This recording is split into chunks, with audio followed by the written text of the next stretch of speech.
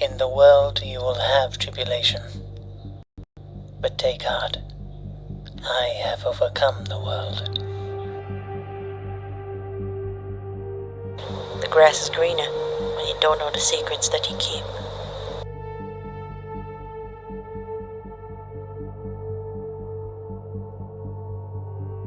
I've been swallowed up in hell before, but then it spat me back out.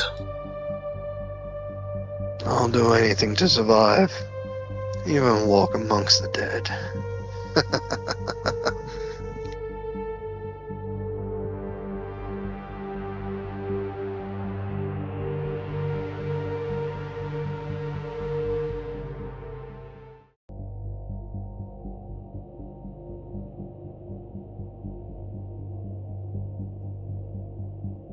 In the world you will have tribulation, but take heart. I have overcome the world. The grass is greener when you don't know the secrets that you keep.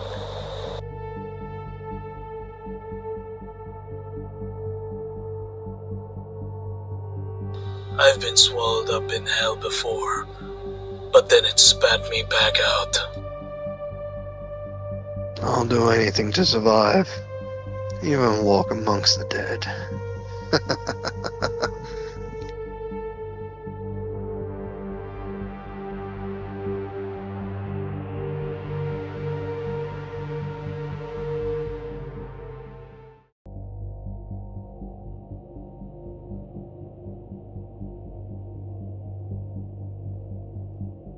In the world you will have tribulation, but take heart.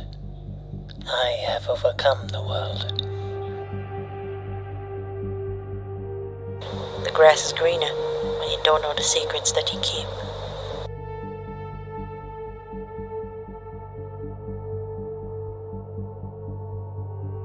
I've been swallowed up in hell before, but then it spat me back out. I'll do anything to survive, even walk amongst the dead.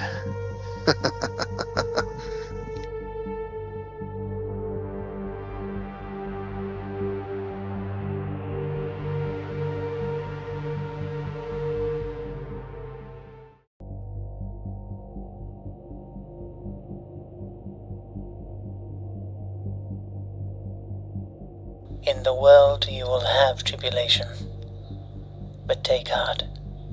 I have overcome the world. The grass is greener when you don't know the secrets that you keep.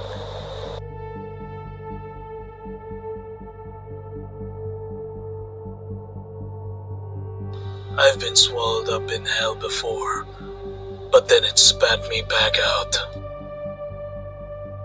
I'll do anything to survive, even walk amongst the dead.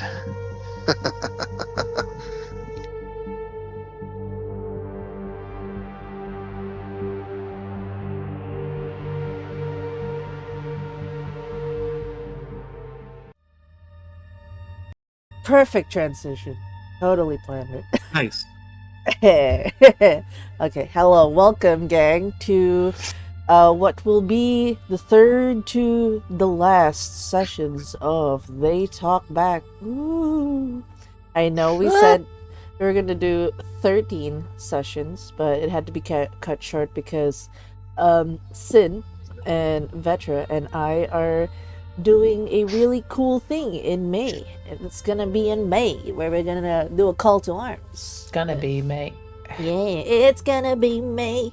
So Toby's been really understanding. We've been in a hell of a ride in the first 7 sessions of pain, emotional knifing, and all the drama. But if you guys want to catch those 7 sessions, you can check it over at the YouTube's YouTube Den Mother Plays under the playlist of They Talk Back. There's a full coverage there. All the uploads will be there because Twitch doesn't allow highlights anymore. Boo. I just have to establish that, like, boo. I had a set up, but it's okay. It's fine. They're all on YouTube now, so you guys can revisit and enjoy the goodness. But don't worry, we're still in the heat of surviving paradise, so to speak.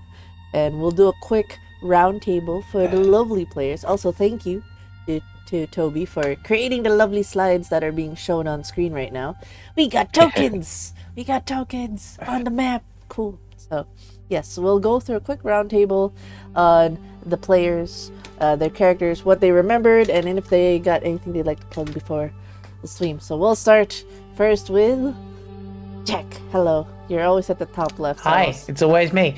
So I stopped typing because it's always me. Hello, everybody. My name is Jack Squarepeg. You can find me under all the social media garbage under the same name.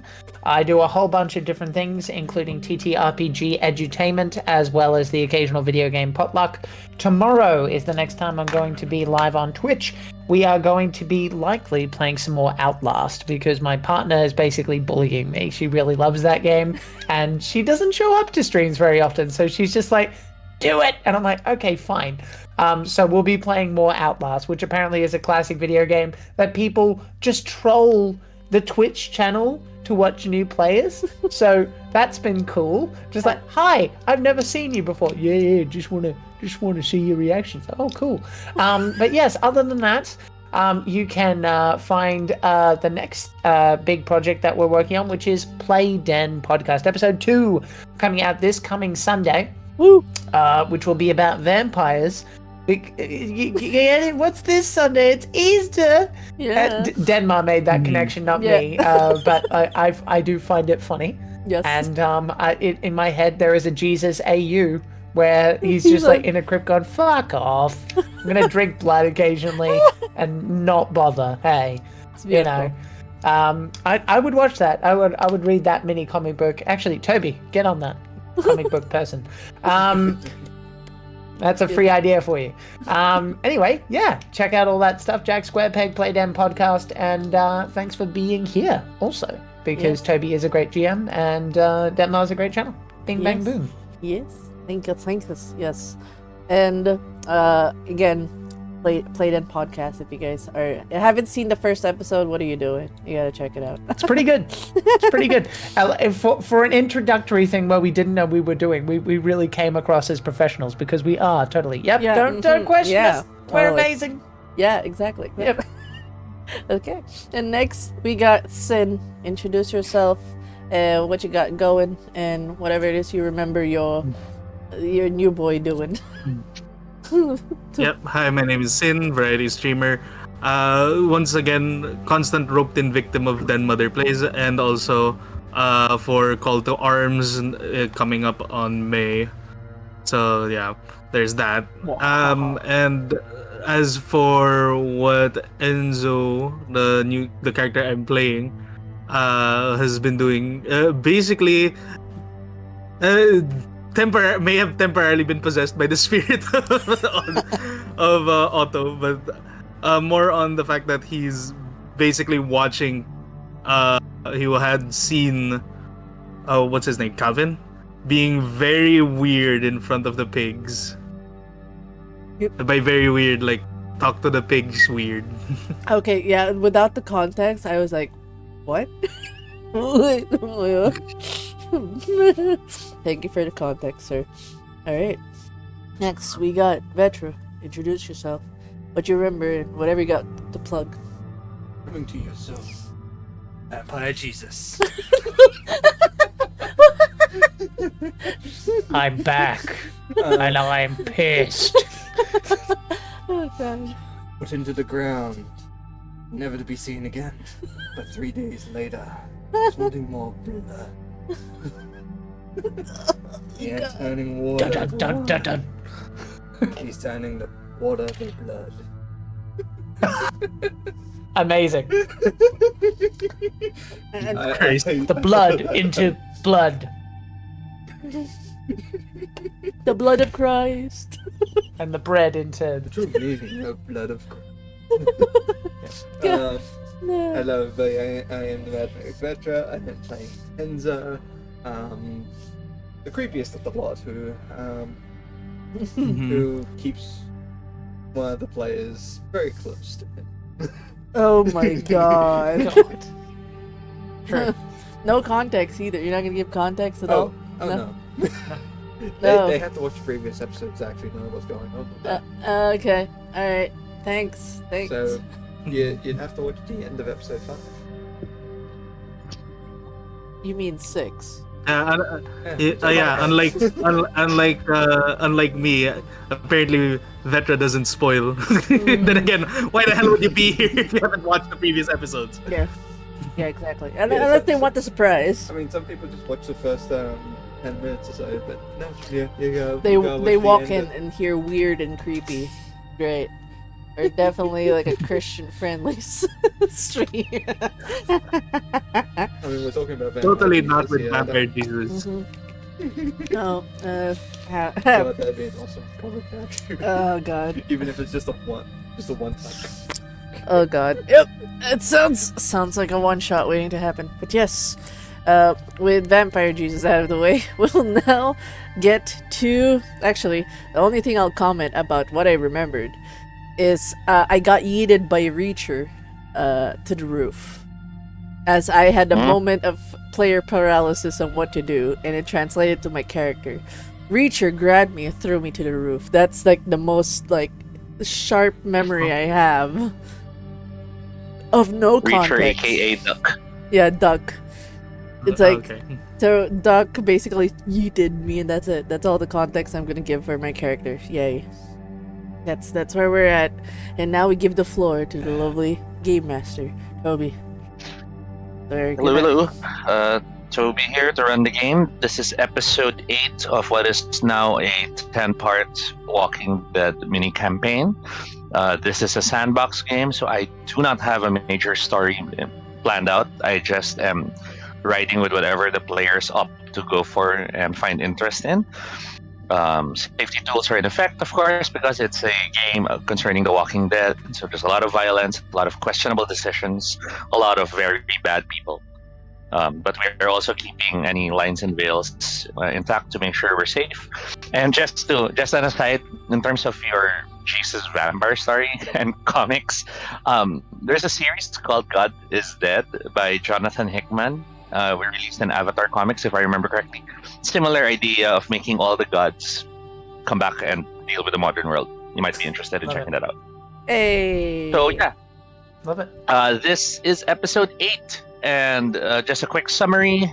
While Joe, Duck, and Chris were forced to divert upon seeing a horde coming from the north, they end up at Paradise, a home for the elderly.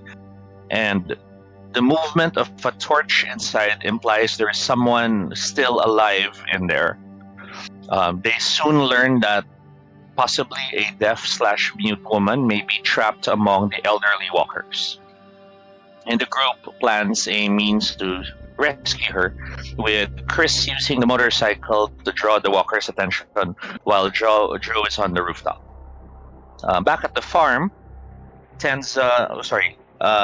at the farm, Tenza finds a number of walkers closing in and kills them, and reunites with the others in the farm. The sad news of Otto's death is then relayed to the group. Elderly character Rosa seems to claim to have seen Otto's spirit, while Cyanica seems to obsess over Chris's absence and hopes that he will return safely. Enzo finds Calvin talking to the animals and forcibly drags the old man back to the farm. But there learns that there may be a group driving too close to the farm for comfort, so the group prepares to lights out and hope that the travelers don't stop.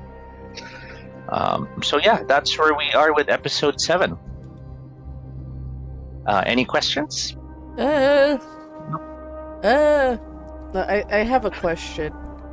When Sure. I was yeeted up the roof, was I yeeted with my shotgun? Is the question. Yes. Okay, cool. Yes. God damn it. Barring one rolling a walker, then things shouldn't be bad. Okay. So we open the scene with tension and danger. And we start with you, Chris. Yeah. With the motorcycle revving beneath you, you try to draw the walkers away from the entrance. Right. I'll have you roll either tech or mobility to represent the use of the vehicle. Okay. Could I? This is not in my best interest to be asking this question. I'm not sure how stress works. I'm just wondering, is this stress inducing? Okay, so basic system for stress is you always roll stress as a separate dice pool. It's what helpful. I mean is I have none at the moment. So I assume you just decide when we get a stress die? You currently have 1 stress. From what I remember, you lost all your stress because you talked with. That's right. But then you regained 1 with the scene with the elderly. That was not explicitly stated, but I will take your word for it, and we will act as if I have it now. That's what I wanted to. So stress always gives you the opportunity for more successes because you roll them for possible success. Totally. Yep. But any stress die that comes out a walker or a 1 means things get really bad. Absolutely. I was just making sure. I was just trying to make sure that if I had any, that we sorted that out, and if I needed to be given any, because Jack did not recall being given any recently. So that means 5 plus 1 stress. Okay. So we'll use a pip for stress, which I'll use my double-sided. I have, actually, you guys might not know this, I have a D12, that's a D6. Hey. So it's nothing but 6-sided dice. I like it, because it actually rolls, as opposed to plump. Oh, that's cool. Okay. Oh, no! No successes and a 1 on the stress die. No. Oh, no! So you rev your motorcycle. You wanted to draw the walkers to you, right? Yeah, that's good. And your plan goes perfectly. The 8 elderly walkers start coming out of the house, walking straight for you. And as you plan to start driving away to lure them away, that's when the motorcycle's engine dies. Oh boy. Oh boy. And as you hear it sputter to a stop, you realize you now have 8 walkers closing in on you. Gotcha. Okay then. Do we want to cut to someone else while this is happening, or are we still on me? I just need a quick. Do you abandon the motorcycle and start backing away, or do you back away with the motorcycle? What kind of terrain am I on? Natural ground, dirt road. Right. Okay. I am happy to, if I can, I'd prefer to drag it along with me and attempt to be like getting it started again while I'm moving, because I feel like I could do that. Like turn the key, move, and try to back up. Kicking the thing, trying to get the engine started as you're backing away. And while you're doing that, we'll get back to you. Joe, you on the roof, you see all 8 walkers closing in towards Chris in the distance as he backs away. You see Duck looking at you, pointing to the house. He's pointing to himself into the he's pointing to himself and the walkers, and he's pointing to you in the house. I do specifically remember telling them which room I remember the girl being in. Yes, so you were yelling that at them. Is it possible, in the state of things, with the motorbike, we would have heard it, and then I would hear it go quiet? Is that a possible cue? You're I think on the you're roof. looking right at me. Yeah. Yes, you definitely saw what happened to Chris. Oh god. You can definitely see that he's now backing away with a motorcycle, still trying to restart it. The walkers are here. I'm like, in that panic, like, Chris, what? The panic of just go! Duck starts approaching the 8 walkers from behind. You see him, he's almost like he's loading his arms. It's the Superman arm. Like reload. And Joe, do you follow suit and drop down and make your way inside, or do you decide to help them still? I would say, assuming that, I think she would actually go through the windows. Like, she wouldn't want to break her kneecaps. There has to be a way to go in the house, like, From the second floor. From the roof. Yeah, from the roof, she'll try to go to the Absolutely. window and go down the stairs, and hopefully find the person that got lost in the way. Like, just try. You approach the closest window, which is one of two windows on the roof deck. Pushing against it, you feel it slide, but then it comes to an abrupt stop.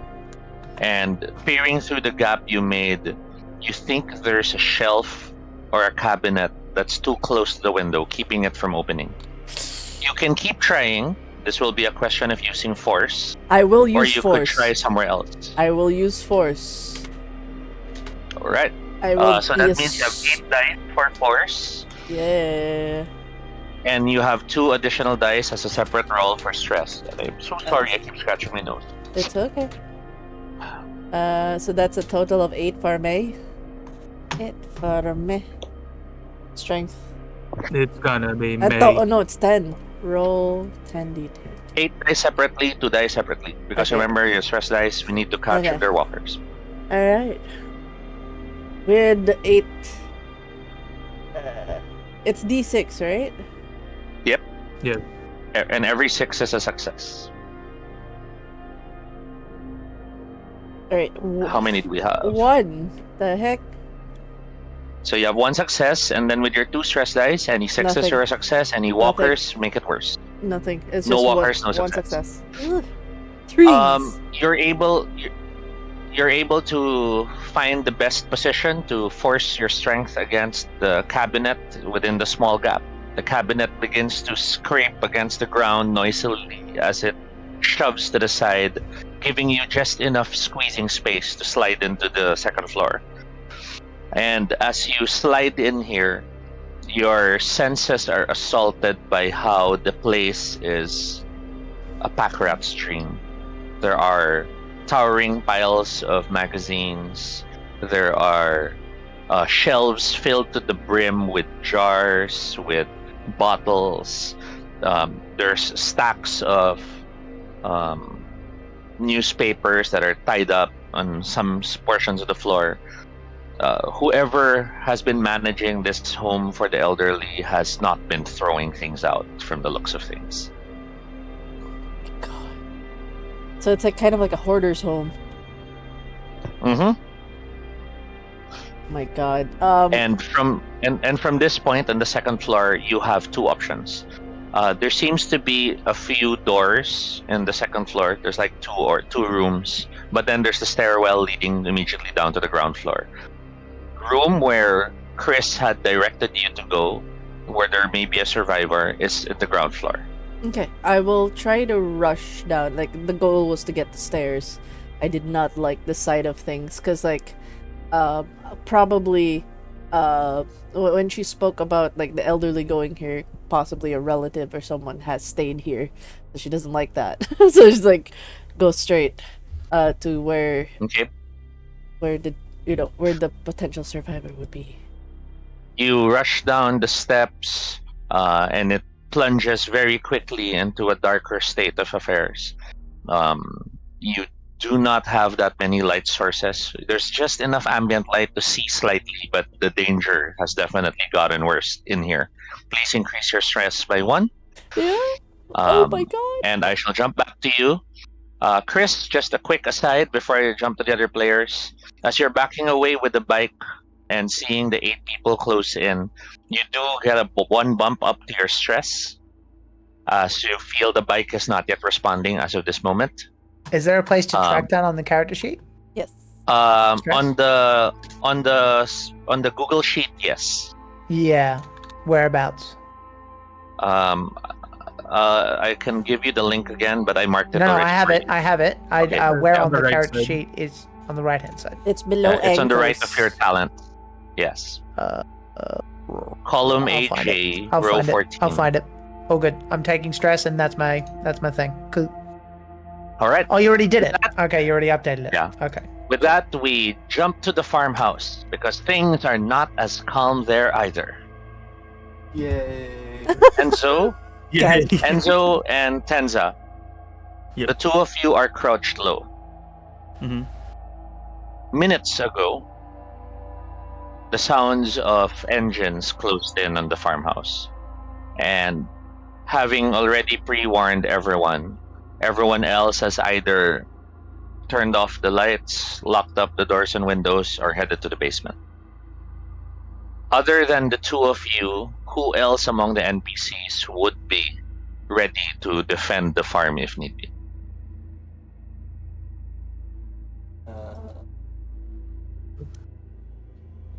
Mm, if I remember correctly, the last thing that Enzo was doing was actually being pulled away by Eve and the one other NPC. I forgot. So in In this your case, scene, yeah, because that's what I last remembered. Because yep. yeah, I'm double checking. So there was talking to the animal. You dragged the old man. The old man convinced everyone that you were the one acting crazy because Yeah. sadly you had bad social stats. Yes. So they dragged you away and scolded you for attacking Calvin. But otherwise, no other bad things happened to you so far. Yep.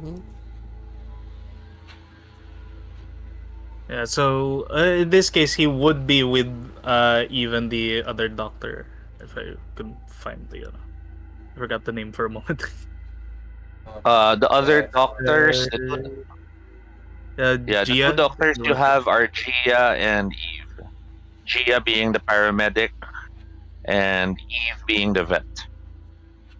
Yeah, in this case, for Enzo, he would probably try to get to his room, more specifically to like get his shotgun, knowing that there's probably going to be another confrontation, especially since it's in the middle of the night. Yeah. Given there was warning from Tenza, you already have your shotgun. You don't need to get it. This is really more a question of, without Joe directing all of you, who did you guys pull among the NPCs to help you protect the farm? Yeah, While no, you're Enzo thinking, would pull Tenza, in, maybe Tenza has an answer. I'm just thinking like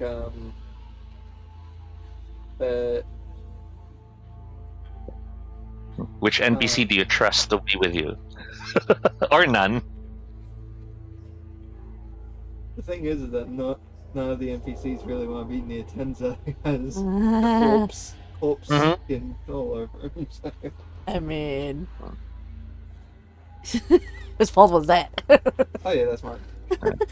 Why would that be? But you know, at worst they'll keep a good distance, but they will help you protect the farm, right? Maybe it's just that you stink or something like that. Oh yeah. That's possible too. Like 6 feet away, like, oh, fucking hell, this guy doesn't even know. Nah. I'm sorry. More than 6 feet. I know that some smells can really permeate the entire house. That flashbacks. Yeah, you So smell like Nick Cage back at to this the point. question: NPCs with you guys or none? As far as I know, Gia being paramedic, Eve probably best have them back at the house. No one wants to risk anyone with medical knowledge being harmed. Will you have Calvin with you, the farmer? I reckon, yeah, Calvin. Yeah. Okay, so Tenza has Calvin with him, and Enzo. He would have well. Now, considering Enzo just literally like reputationally ruins himself, I doubt anyone would actually listen to him. Okay, so the three of you are pretty much on ready mode. You're all staying low. Sorry, let me just move this. You're all staying low with your weapons ready. The lights are out as you hear the vehicles close in from the road outside. Enzo, from your vantage point, you see that it is 2 cars that is outside of the farmhouse. The 2 cars come to a stop, and one of the cars has a man who steps out and tells his companions, "I told ya, probably the mother lode in there. It looks all intact and shit." And another guy in the car yells out, "You sure it's alone? It's abandoned." The guy seems to be motioning, "No one's greeting us." Do you act or stay hidden for now? I act like a walker. At some point, that's gonna. Oh, it's gonna probably get me. Absolutely. Mm, Do you come into view, Tenza, or are you acting like a walker but staying hidden in the shadows? Acting like a walker, but like, do they have their headlights and stuff on? Yeah, it's nighttime. They probably have the lights on. That. Yeah. Yeah, he probably.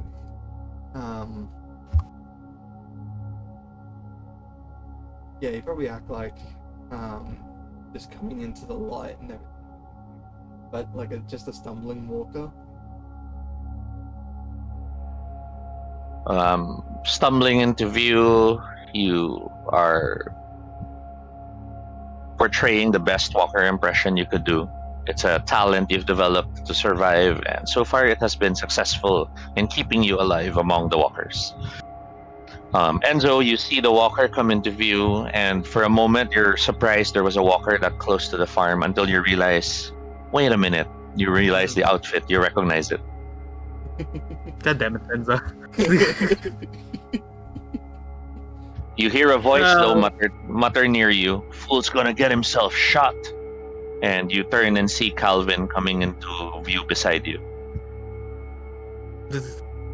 Enzo, Enzo sighs, knowing it's Calvin next to him, and then he looks over at Tenza.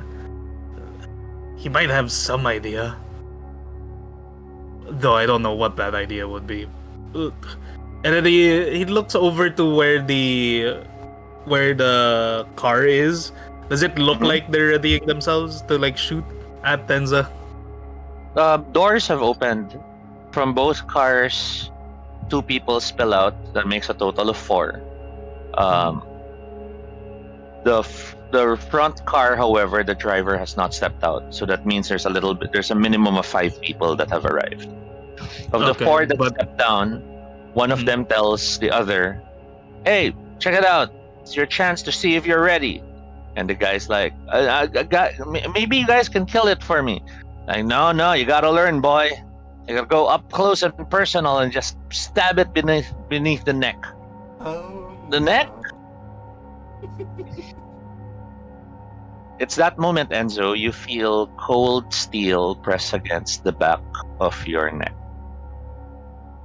And to Enzo, you hear Calvin, "Just want to remind you, boy, you mind your own business from now on. You got it?"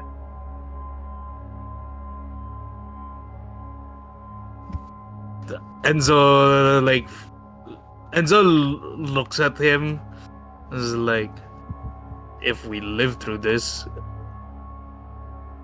and he does try to separate from Calvin by trying to sneak up. He'll try to sneak up to get closer towards the car. You gain 1 stress for Calvin's threat and allow you to roll stealth to close in the gap. While you're rolling, I'll get back to you, Tenza.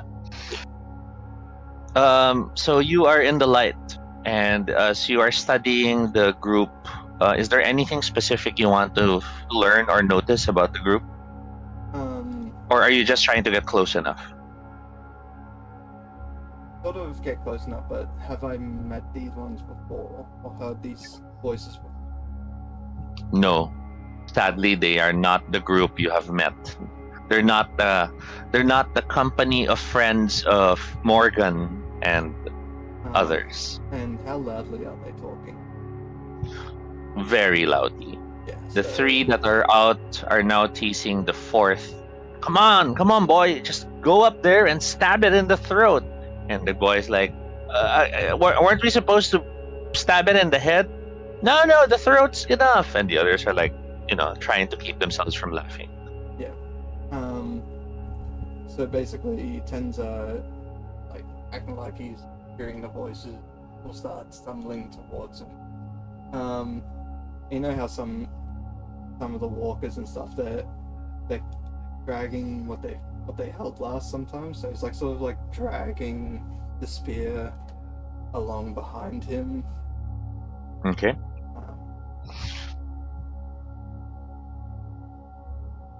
Are you planning to initiate an attack before they do, or are you more?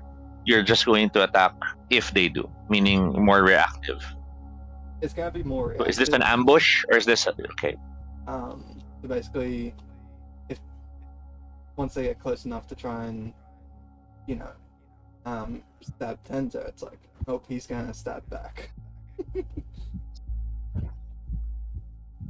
As you lumber closer, Sin, how is Enzo's stealth roll? 2 successes. No walkers. No walkers. You are able to maneuver close enough that you are against the moss-covered fence, and just past you is the other car. One of the guys is actually within reach if you wanted to grapple and pull them close. Does it look like he's carrying anything? From your vantage point, yes, you could see he has a pistol. The pistol is still on his belt. He has not drawn it. And right now he's laughing at the guy in front of him, which is the younger guy. Come on, just get close and stab it in the head. Head or throat? You guys are confusing me. Are you acting or are you waiting for the moment and reactive? Enzo's going to wait, but he's also going to look over to see where Calvin is, if he ditched or not. Glancing at the back to see where Calvin is, you can't see him, which may be a good thing. That means he's well hidden. And as the two of you are not acting yet, the young man starts approaching Tenza. The driver of the first car, however, opens the door and steps out. And as the driver moves out of the car, the first thing the driver does is reach for his gun in his belt. If there's a moment to act now, it might be now, Tenza, unless you still delay until he fires. How close is the other guy who's trying to stab me? The one who's hoping to stab you is still a ways away. But both... Sorry, let me rephrase. The one who wants to stab you, the young boy, and the driver are both within reach of your spear if need be. Okay.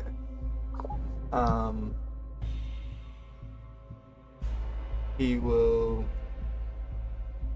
reactively quickly grab this spear and pierce the boy, using the boy as a meat shield if need be. In a sudden burst of motion, you move. Let us hope this movement serves you well. Your close combat is 5, plus the spear makes it 7. Yep. And then I will give you an additional 2 dice to represent them being caught unawares. So that's 9 dice.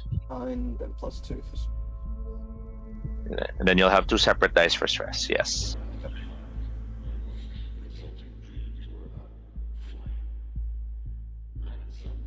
One success, no walkers.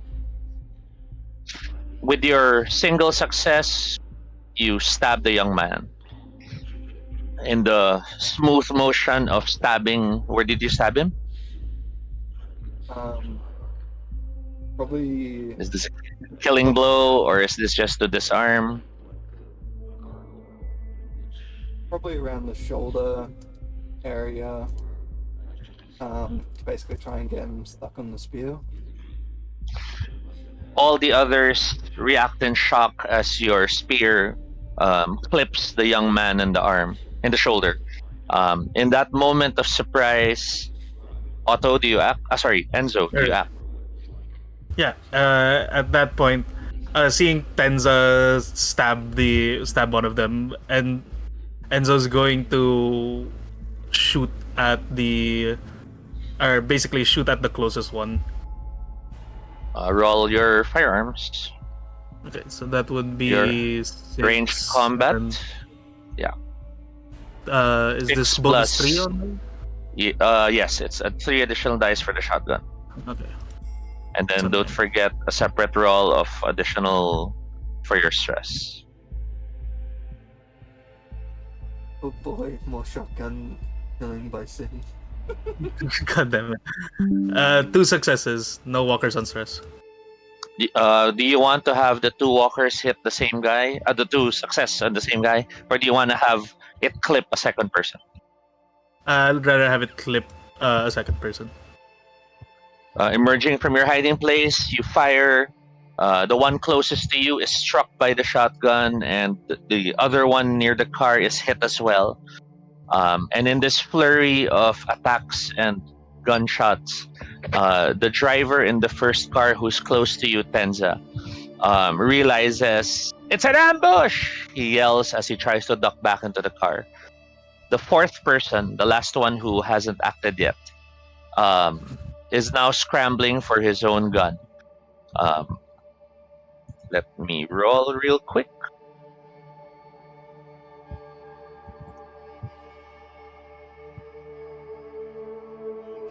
And I roll. Oh wow! I rolled no successes. Then I'll roll for stress. Still none. The guy hurries to pull out his pistol and fires a few shots, but the shots go wild, hitting none of you.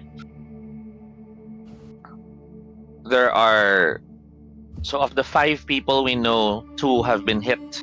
1 is possibly down, leaving 2 to be dealt with in the coming scene. We cut back to the home for the elderly.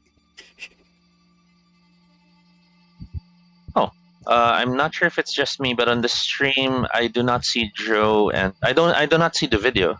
Oh, there. It was just my stream temporarily. Okay. Okay.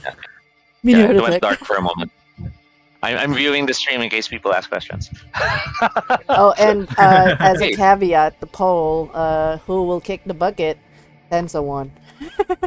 Oh my god. We will see. We will see. Tenza's already taken 2 damage. We'll start this time with Joe, then we'll go to you, Chris. Joe, indoors, as you're moving in the semi-darkness, searching for the other survivor. Your eyes are extra sensitive now to any possible lights or movement of light sources in the darkness. But annoyingly, as it is in such places, you also get distracted often by reflections cast by nearby mirrors and shiny spaces. As you're moving in the dark looking for any chance of the survivor, the first thing you spot in this area in the ground level after reaching the bottom of the steps is the image of a standing figure facing the wall. It's a white uniform, high collar, white pants, but there is no head on this figure. It is simply facing the wall. Bueno. Do you strike at it, or do you just try to avoid it and keep looking? I avoid it and just immediately move away. Staying quiet as you continue your search, I shall have you roll to maintain your silence in your search. Additional successes may be then spent to find your target. Agility? Your stealth is a total of 3. Okay. You have 2 agility and 1 stealth. Okay. And then we add stress? Then you'll roll 3 dice as stress separately. Right, that's 1.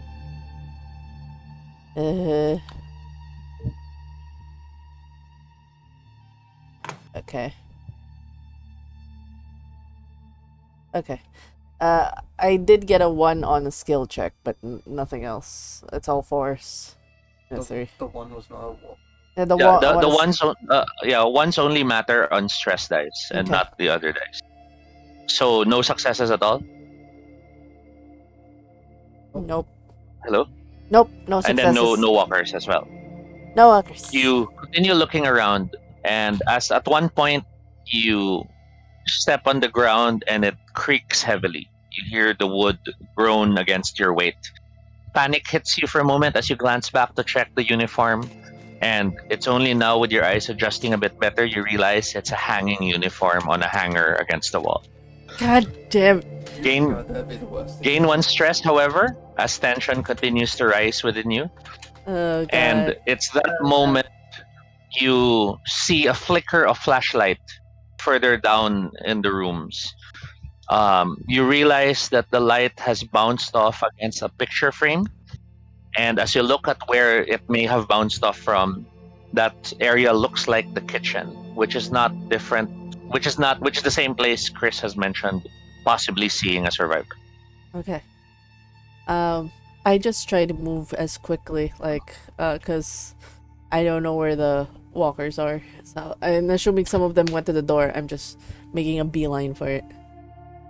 You reach the kitchen as you quickly cross through the living room. You topple over a few of the standing piles of magazines. They thankfully shushingly fall to the ground without making too much noise. But as you enter the kitchen, the stench assaults your senses. The rotting food, the waste that has been left here for quite some time. You spot a walker, and the walker is currently pinned against one of the walls. A heavy metal oxygen tank pins it against the wall Okay. because the walker is actually still on a wheelchair. Oh. And it tries to claw at you from the wheelchair despite unable to pull itself free.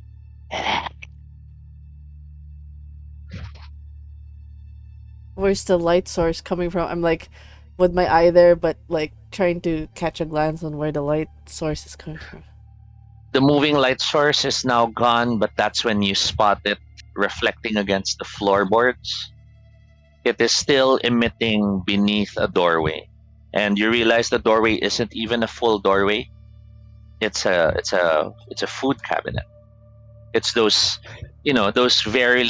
flimsy doors that you normally close to keep your food stocks hidden from view. Okay.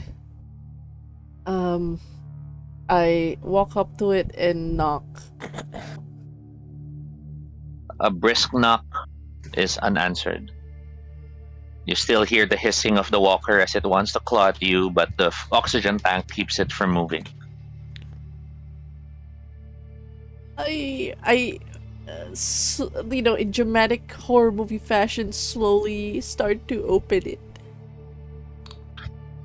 The cabinet door slides open.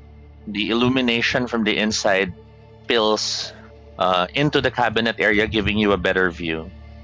It's a walk-in cabinet. It's like a mini pantry. And as you're staring at it, your eyes widen at how this tiny floor space, which is generally the size of a restroom, and that's already being generous, has been converted into an emergency sleeping shelter. There is a gurney inside that barely fits. There is an old man on the gurney. And there is a terrified woman with a flashlight and a kitchen knife hiding just in front of the gurney, facing you with the knife, her hand trembling the entire time. You found the survivor, but it seems she's not the only one. I'll get back to you. Chris. Hello. 8 walkers are closing in, and the 8 is immediately reduced to 7 as the old man is suddenly pulled out of you. You're not sure who has done what, but you suspect it's Duck. Okay. Around you are still yep. the fenced areas. You see the what might have been a garden with some benches and stuff because it's a home for the aged. You probably think they would walk around here with their family if ever, but now it's all overgrown and unkept. But the 7 walkers are still closing in, and the bike is keeping you slow enough that they are catching up on you. Okay. Depending on where I end up, let me just have a look here. I assume it would be tech to try and fix this, right? Yes. Tech would be to jumpstart the bike again. Which is 66. Oh, with 2 stress. I reckon we haven't had any gunshots yet, have we? Not yet. Not yet. Okay. All right. I reckon, if possible, I'm going to try and navigate it so that it's leaning against a fence, and then once I've done that, I'm going to try and scooch and basically kind of like if they're coming this way, I want to leave it against a fence and then just basically because they're going to be following me, not the bike. So I'm going to try and basically go around like this. So you're focused on evasion. I think so. Yeah, they're already on me. That was the point. I can fix it later when there are less zombies. Sounds good. So that'll be a mobility check. That's 5 dice for you. Yeah, plus 2 stress. Okay. 1, 2, 3, 4. And it's 5 and 2 stress, which is 2 pips. Okay. Gosh, where is another pip? There it is. Okay. 1 success for the skill. No ones on the stress. Awesome. Yeah. Keep in mind, stress dice can still give you successes if they come out 6 as well. They did not. That's why. Yeah. Just making sure everyone remembers because you might overlook that. Stress is helpful until it's not. Getting close enough, you lean the bike, and you see the 7 walkers is reduced to 6 as an old woman vanishes from view. You do hear the sound of something akin to pasta being snapped in half as you leap over the fence and maneuver away from the walkers. With the 6 remaining walkers delayed by the fence, you're able to scoot over and maneuver to a better position. And it's from that vantage point you see Duck dropping the now disabled walker and looking at you. Duck mutters, "So are we clearing this out or are we just getting out of here?" Joe, how are we doing? Duh! Duck looks at you. Did you really have to scream? Is she here? She's inside. She went to look for your friend. How do you even have a friend here? I'm not responding because I think I'm too focused on the moment. I'm hearing that kind of everything's a blurred sound of white noise and then like shouting like Joe, just like staring at the moment. And sadly, while voice would carry okay outside, once you're indoors, it's harder for that person inside to hear you. Oh, okay. Okay. Given that I've heard no response, I'm just gonna say to Duck, I'm gonna go in, make sure everything's cool. Just keep them moving. Yes. He grabs your arm to stop you, not roughly, but just to make sure you don't move out of the way any mothers. Yeah. What am I? Cleanup duty? Yeah. He looks at you angrily as you head back inside, and he turns to the 6 and mutters, Think of your grandparents as he approaches the 6. Yeah. Well, I specifically said keep them moving. If he wants to punch them and get in close to melee, that's his business. That's not what I said. Yes. He'll stick to his higher rolls, as that seems. Yeah, that's fine.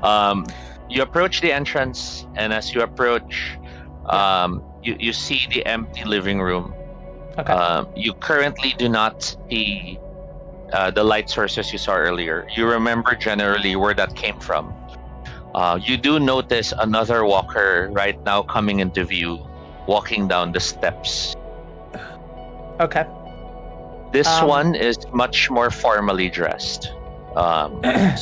Suit blouse, pants, surprisingly bunny slippers, and the hair is still tied up in rollers as it approaches you. Oh, it's seen me. Okay. I'm going to. How far away is it? You can easily hide from it right now if you choose to duck into the shadows. It has generally seen you because you are a silhouette against an open doorway. No, I think if it's only one, and if Duck's doing whatever he's doing, I think it's easier for me to just deal with this one. I'll just get out the frying pan and get ready for a swing. Pans out. The thing closes in as it descends from the stairwell. Yeah. And as it approaches you, you can use close combat to dispatch it. Yeah. Now, I've got a bonus from the frying pan, so I think that's 5 dice, correct? Or is it 4? You have a total of 6, actually. You have 4 for close combat and strength. Yeah. And then you have 2 for the flying pan. Oh, sorry, 1 for the frying pan. So you're right. That's what I thought. Yeah. 1, 2, 3, 4, 5. Okay. My mistake. 2 successes for the frying pan itself. No successes, no ones on the stress. You slam it into its head and bash the skull open quite easily. Give me 2 dice, 2 numbers, please. Just roll me 2 numbers. Roll 2 numbers? Yeah, just generate 2 numbers for me. Okay. 62. Let's go with 26. Okay. As the walker drops to the ground, a metal flask falls out from her clothing and slides to your feet. It's a small whiskey flask. Bingo. Okay. Hey. You had an extra success. I had to give you a No, reward. I'm here for it. I'm here for it. I appreciate it. All right. So I'll write that in my gear. Whiskey. Grabbing the whiskey flask. Yeah. It's that moment. I presume, Joe, you're talking to the woman in the kitchen. I'm assuming this one's deaf. What's the other person doing, by the way? It's an old man on the gurney. Is there any signs that he's bitten or very hostile at the moment? No, he's just breathing and strapped to an oxygen tank, but looking at you with wide eyes. I make a gesture of my hand, like, let's go, like, motion. As you motion, I'll cut back to Chris real quick. Sorry, Chris, I was hoping Joe was speaking so you'd hear her, but no. No! Like... Alright. I was gonna make it automatic you could join Joe, but sadly she wasn't allowed. She wasn't getting allowed. So. I'm getting irritated now, and I'm going to whap it like I'm knocking, and just go bang, bang, bang, bang, bang on the wall, and go Joe. Like, no, like, as in like a dinner bell. Like, where the fuck are you? I get started. Like, please roll me 1 die, Chris, just to see if that will generate a walker. 6.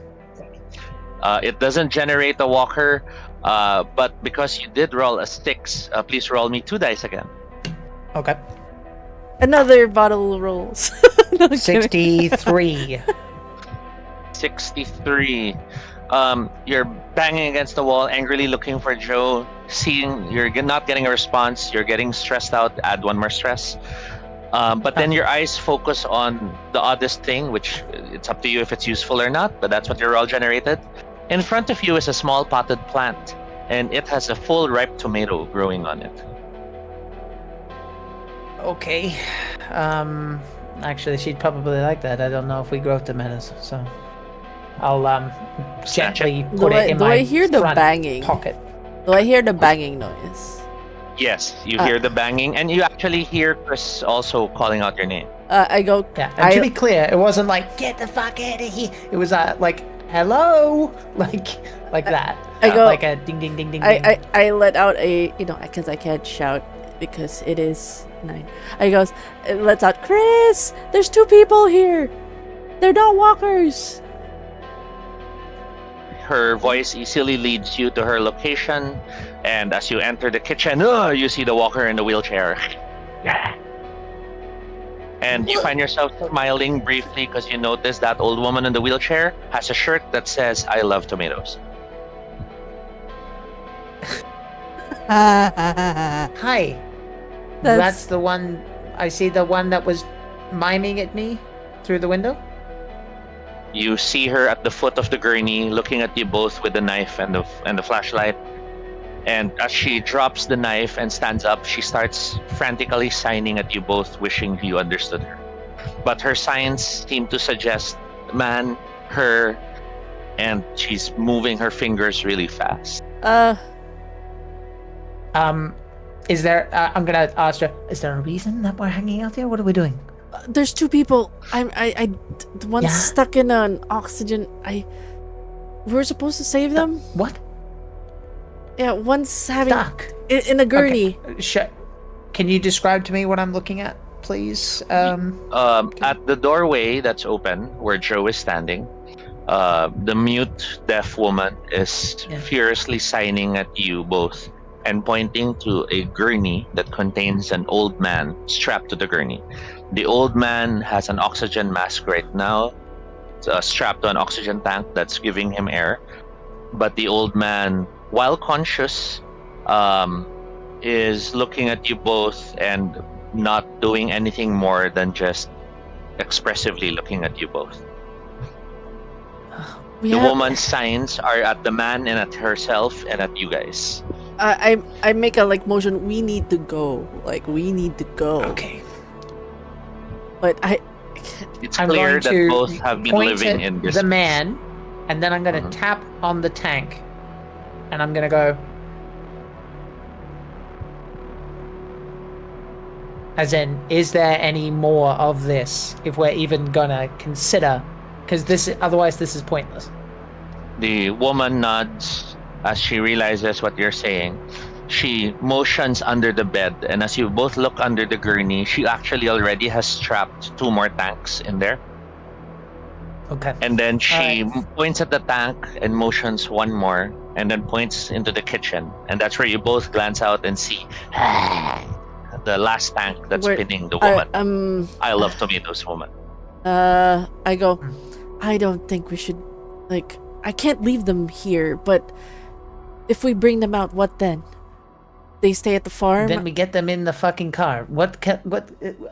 I'm not leaving this woman behind, and she's clearly not coming without him. So let's stop arguing and deal with it later. Yeah? Duck is out there with 6. The woman pulls out something, and she holds it in front of you both. You see it's a license. You see her name is Jae-hoon. And she starts pointing at the man, and then pointing at the license, at the letters in the license, she spells out father. Okay. Oh. All right. I'm gonna take a second, and if the nurse, because nurses often have pens in their pockets or something like that, so I'm gonna quickly take one if I'm allowed to, just kind of whip it out. I'm gonna draw on my arm. Okay. And I'm just gonna go as quick as I can. I'm going to write, this might not work for him. We need to survive first. Do you understand? She's looking at you. Her eyes are wide. She turns to you, Joe. It's almost like she's telepathically saying, do you agree with him? It goes, I look at, that was my first motion with Chris.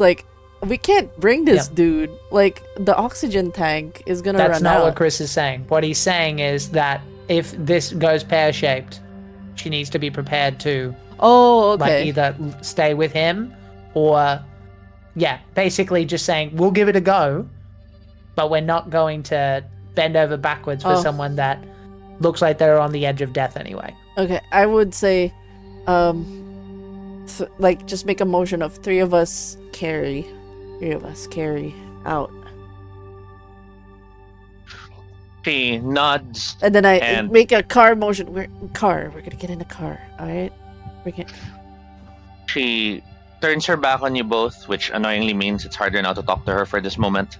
But you notice she squeezes past the gurney and she lifts a very heavy laden backpack.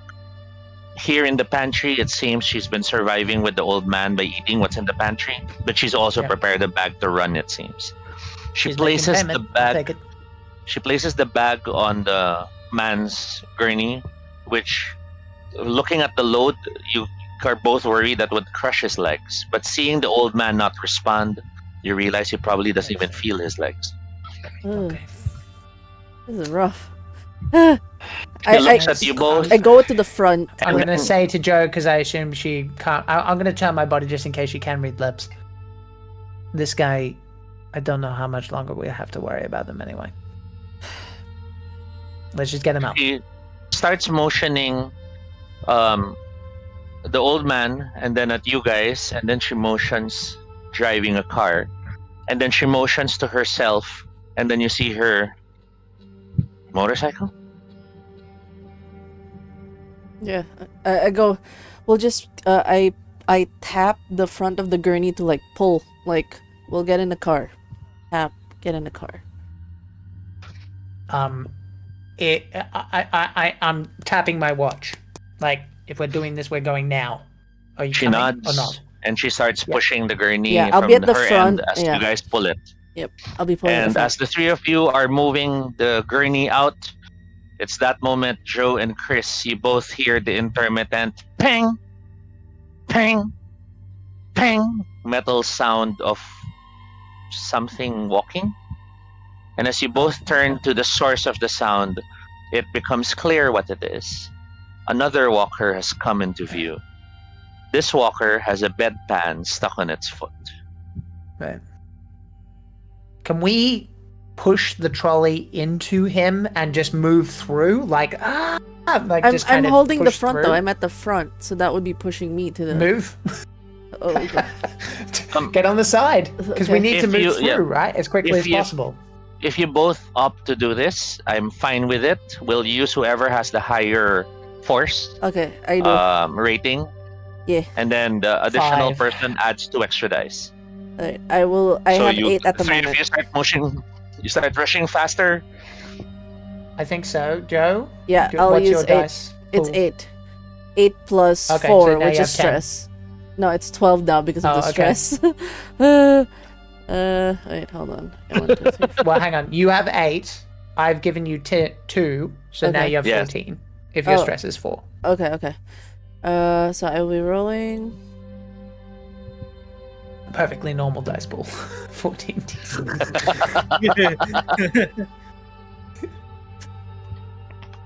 Ah! Hate that. Hate that. Oh no. Hate that. Two successes, but 1 walker on the stress die. I hate that. Oh my gosh! And we Okay. succeeded. Let's see You what happens. slam into the walker, and as you slam into the walker, it is hurled down, and you start riding over the walker with the gurney. Parts of the walker snap and break as the wheels of the gurney roll over it with the combined weight of the man, the force of your movement, and the heavy laden bag. Okay. You have 1 extra success. Joe, who do you protect with that 1 success? Chris or Jaehun? Chris. Without a doubt, it's Chris. As the 2 of you rush past the walker, and as you're dragging over the walker is still capable enough that it juts out 1 arm and grabs hold of Jaehun's ankle. And Jaehun looks at both of you terrified as she realizes that thing has clutched her ankle. Oh, But- God. Neither of you have noticed, because you're both all barreling with the gurney forwards, expecting a horde outside. We shall continue your scene in a few minutes as we jump back to the firefight outside the farm. Shotgun blast, the people in the basement all flinch. Rosa looks at everyone. All of you calm down. Just close your eyes and pray. Remember, God is with us. We will be safe. Gia and Eve look at each other. They're both by the door and holding their weapons. And Gia mutters, I'd rather trust my weapon right now. where Eve mutters, "You never know. Maybe we will get a miracle. Maybe the others will show up this moment." Sayanika is keeping her eyes closed as she holds her hands close to her face and mutters, "Please, please, please, Jesus. please, please, please keep him safe." And as she opens her hands, we see an old sock. We don't know where she has found that sock or why it's so important to Sayanika. Oh And no. we cut to the surface as the driver hurries to get to the car, and as he dives into the car, Tenza, the passenger side of the car, which is closer to you, suddenly explodes in a splinter of broken glass. A gunshot has just shot at the car, narrowly missing you, but also unfortunately missing the driver as he ducks into the car. Glancing at the source of the gunshot, you see Calvin with the pistol out, and he's muttering, "Damn it!" as he's closing in. What do you do, Tenza? Does the boy that I've just pierced with the spear have a gun on him? He is still grimacing in pain from the spear wound you've given him. He doesn't seem to be accustomed to pain. But you do see that he's trying to reach for the large, intimidating looking knife on his belt. No guns. My guns.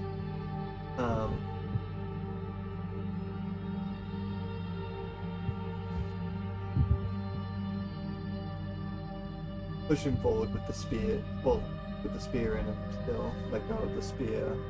Then grab the revolver that I have. To take a shot at the driver once I see him. So keeping the spear trained at the boy, so he knows he's in danger. You turn your focus on the driver's seat as you see the guy slamming shut the driver's seat door and is about to start the engine. With your pistol out, you open fire. Make a roll. Who's combat? You have 5 dice for range combat plus 2 for pistols, and that's 7. A total of 9. Mhm. 1 success, no walkers. Shot explodes and the windshield shatters into a brilliant display of broken glass. The driver is shot. I'll have you roll damage. You have 1 moment. Let me check one thing real quick.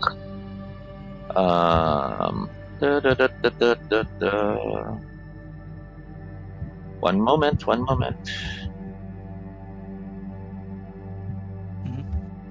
I just need to double check something. Yep.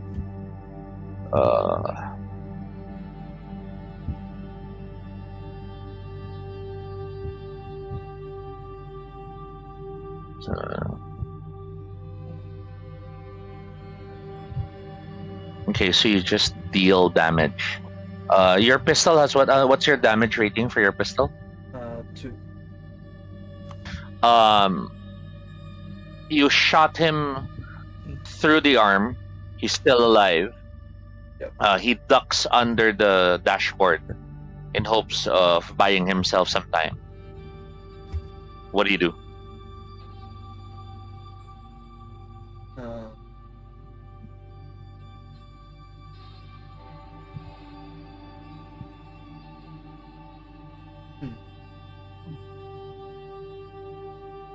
I should probably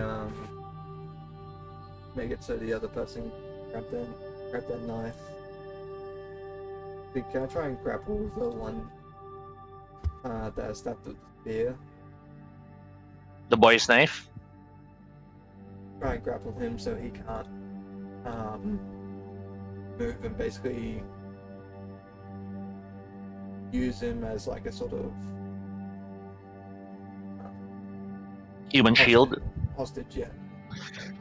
My question to you is, what do you drop to do this? Do you drop your spear or do you drop your pistol? drop the spear. So from threatening him with the spear, you toss it to the ground and reach down and pull him to his feet, shoving him against your body as a shield and keeping. You can now easily put the pistol to his face. The boy is, oh my god, don't hurt me, don't hurt me.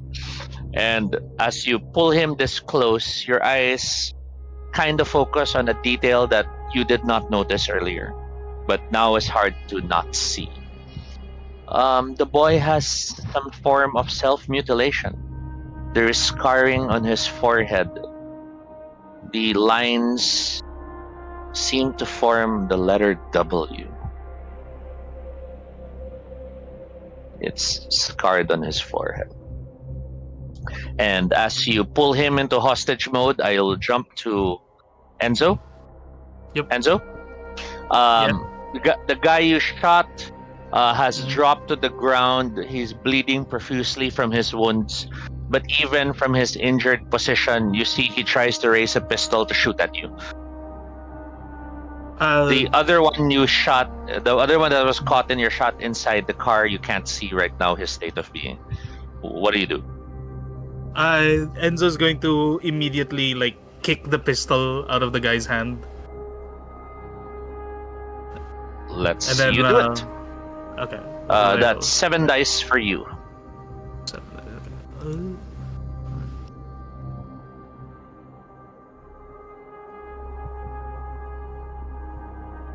Okay. Let me just double check. Was that 7 total with stress? Not yet. Or not yet? Okay. Okay, and then 1 for stress. 2 successes with no walkers.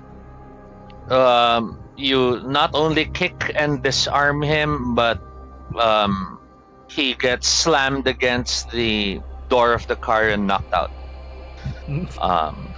With that guy down, you see the other one in the car, the one you shot through earlier.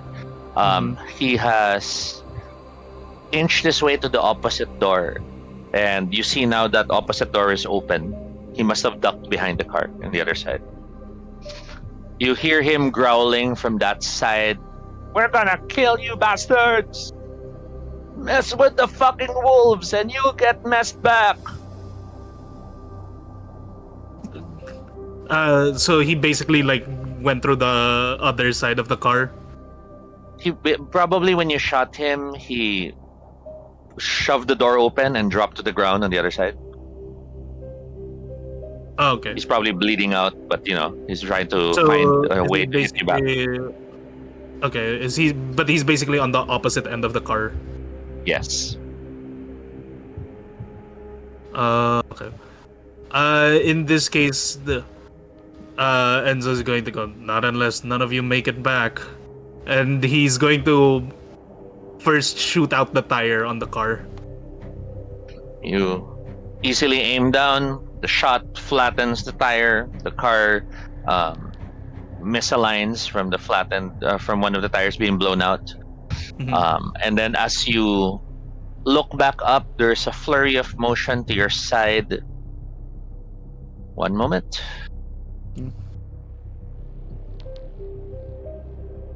There's a flurry of motion from your side, and a guy with what seems to be a sharpened shiv-like device. It's broken shards of glass tied together.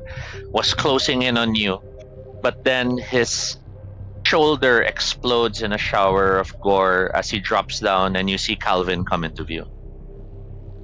And Calvin, looking at you, mutters, "Damn it, guy got in the way."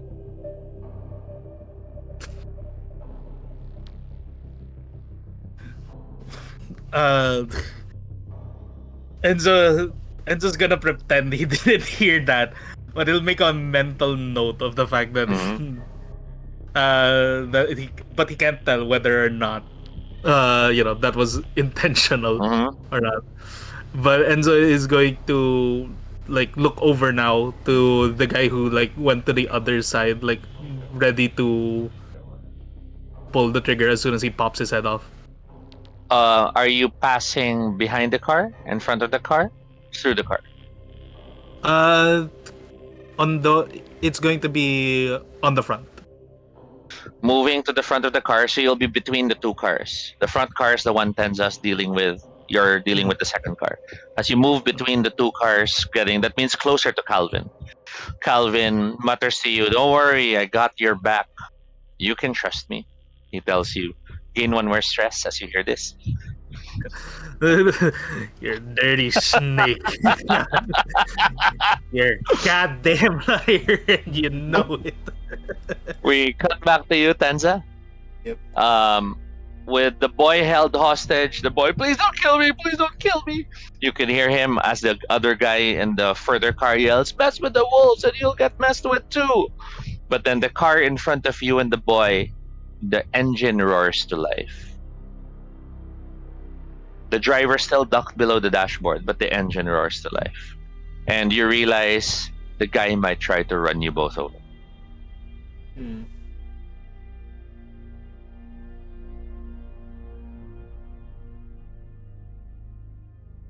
What do you do?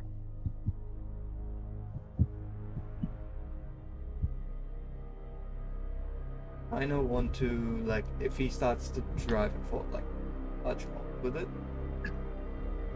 I don't want to throw the person holding down underneath it, but the other thing is, I want to shoot the tire because I know that's going to throw it right off whilst he's not looking. Mm-hmm. I'm going to shoot the tire the opposite side of where Enzo went in between, so the outside tire. Okay. Aiming low as the engine roars to life. Since it's still stationary at this point, I won't require a roll for the shot.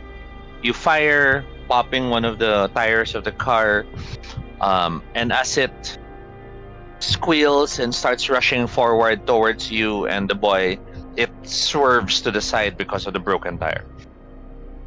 It drives away from you, and as it crosses the road, it falls into the those slight ditch-like sides on some roads. Oh yeah. It falls into that ditch and still in view, but you realize that if you didn't fire the tire, you would have been dealing with a world of hurt. The boy thinks, however, that this is an opportunity. Let me just see if he's brave enough to do it. He is. Is he smart enough to do it? He is. He realizes you're distracted and he reaches for his knife. And as you look at him, you see him raise his hand and drop it. "I'm giving up. I'm surrendering, please." Okay, so that's the part that he's smart enough. Do you hold on to the boy or do you knock him out or what? I'm still gonna hold on to it. Keeping him held. We continue to you, Enzo. As you cross the front, now that the car is no longer there, the other car, the rear car is still there. You find the guy you had shot still leaning against the side of the car. There's like 3 fountains of blood with each breath he makes as he sits there on the road, because the shrapnel from your shotgun had perforated his stomach. And as he looks at you and sees you're now in view with your pistol ready, he raises his hand to give you an obscene gesture.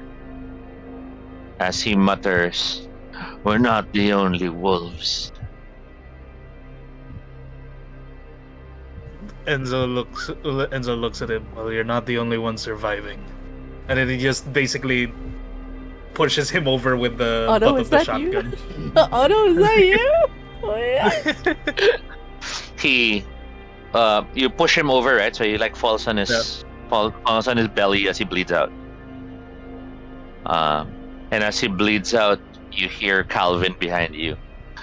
"Oh, friendly fire does happen after all." Oh no. This is one of my NPCs, internet. I don't think I'm going to be playing him if Chris dies. This guy's a psycho. That's fine. Yeah, and just immediately going to like turn around with the gun still ready. You're surprised that Calvin's not even facing you. He's staring at Tenza and the boy, and he continues talking. So is that what we're gonna let him go back to his friends and say? He asks you, Tenza. That his friends got caught in friendly fire? Or are we gonna deal with this boy on our own?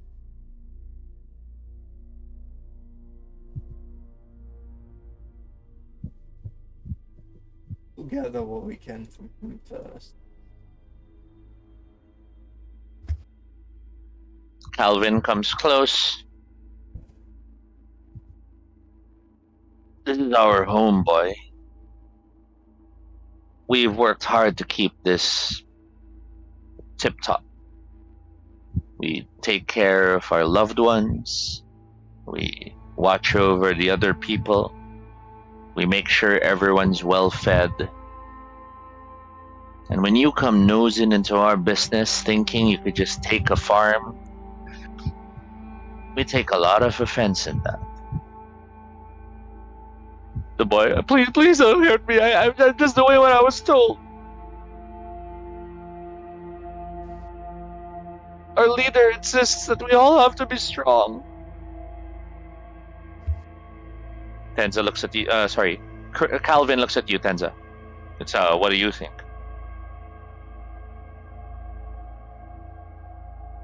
Well, how many more wolves are there? And Tenza's also gonna look at the car that crashed. Does the guy try and crawl out or anything like that? You do see him crawl out. The poor guy is crawling out and coughing so bad you suspect that the crash must have done something to his ribs.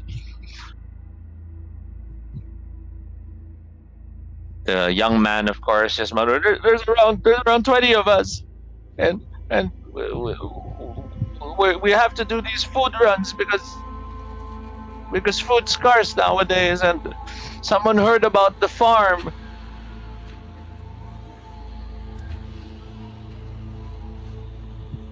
Good, so that's 15 of his, and he's gonna end it.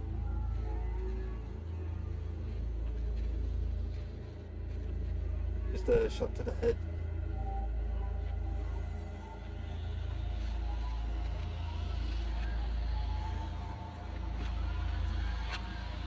The body drops. Silence. Calvin looks around and then glances at Enzo. Guess you got cleanup, Judy boy. Calvin makes his way back to the farm. And is the one that's crawling away from the car. The guy crawling looks at you angrily as you close in with your pistol ready. He snarls and mutters a name. One moment, I lost the name. I scrolled and I shouldn't have scrolled. There. Veda's gonna find you bastards. And then I presume you shoot him. Yep. Gunshot silences him and he drops down. Enzo, what are you doing? Enzo's gonna keep an eye on Calvin, especially at this point he's not going to keep his eyes off of him after what happened twice now. Until he's out of view before trying to check inside of the car.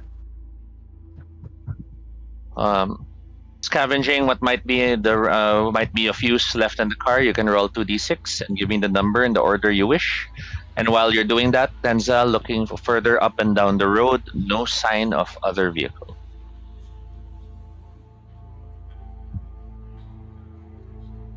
I got a 12, as in 1 and 2. Do you want 1 and 2 or do you want 2 and 1? You know what? I'll go 21. I don't like when Sin picks numbers. He always picks the weird combination. Stress. Well, you find a revolver. That's definitely useful. Okay. And as you get the revolver and pocket it, you also find a very long length of rope. The rope is heavily stained with blood. Enzo's probably going to just start using, like, he's gonna take out the rope and then use it to tie the bodies together, at least, so that way it's just easier for him to drag them. Mm-hmm. And Tenza? Yep. Probably best to just try and, because you said there was 2 vehicles. Try and move the other vehicle into the farm. Like basically load up. You approach the second car, and to your dismay, you see the flattened tire. Did you have to shoot both tires? So one's a wreck against the tree. One's a wreck against the ditch. The second one has a flattened tire thanks to someone using the shotgun on the tires. Well, driving with a flat tire is like, yeah, it's a struggle, but just driving it on the road, slowly should be fine enough. For a short distance, For yes. a short distance, yep. But getting the one out the ditch, that's gonna take some time. You start the engine of the second car. You drive it into the driveway, separating from Enzo, who's busy with the corpses. And as you bring putting the bodies into the second one, so that we just easily just take it up. You'll load up the bodies in the second car. That's great. Make sure the heads. Trunk or passenger side? Trunk.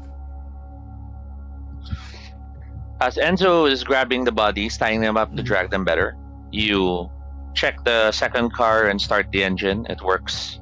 You pop the trunk. And as you get to the back of the car, you find yourself looking down and realizing this problem is not over. There is a face staring back at you from inside the trunk.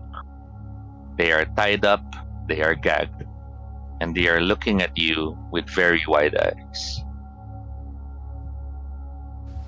It seems the group had a hostage or a prisoner, and you'll have to decide what to do with that person when we get back to you both. Back to Chris and Joe. Yeah. You hurry out of the home with the gurney. Yeah. And as you drag the gurney out into the front lawn, you see Duck right now grabbing 2 of the walkers, smashing their heads together, and you see it, they both explode like piñatas.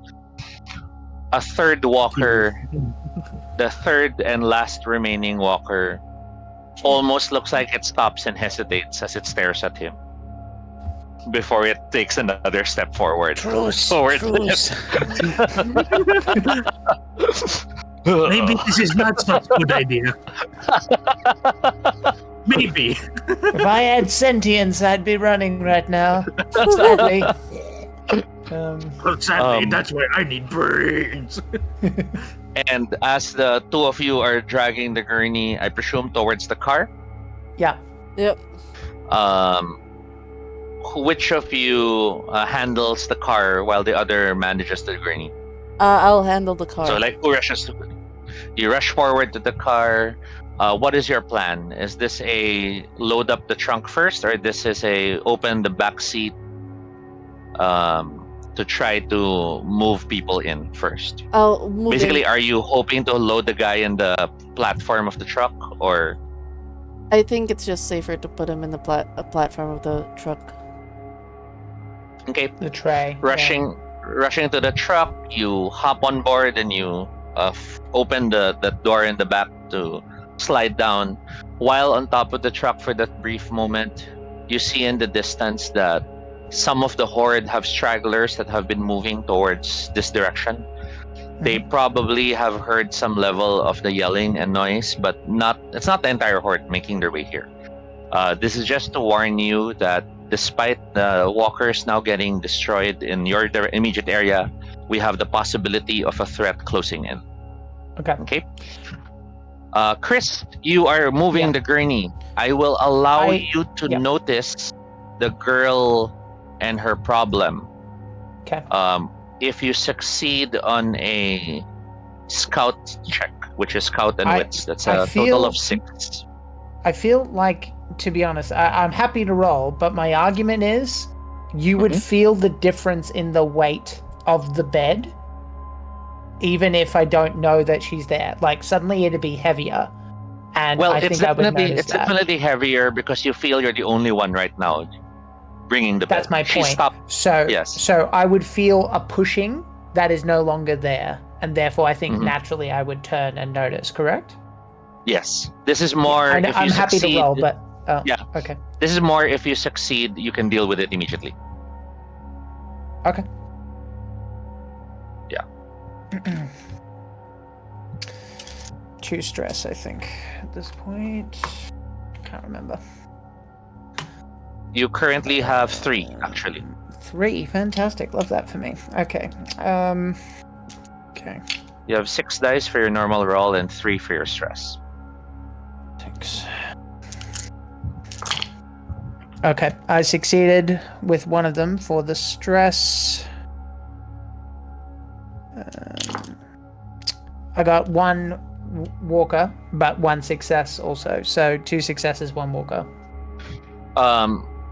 Not only do you spot the trouble she's in with the walker grabbing her ankle, you may choose to dispatch it immediately. Given the walker result, I'll have you choose. Yep. Does the walker endanger the NPC, Jaehoon?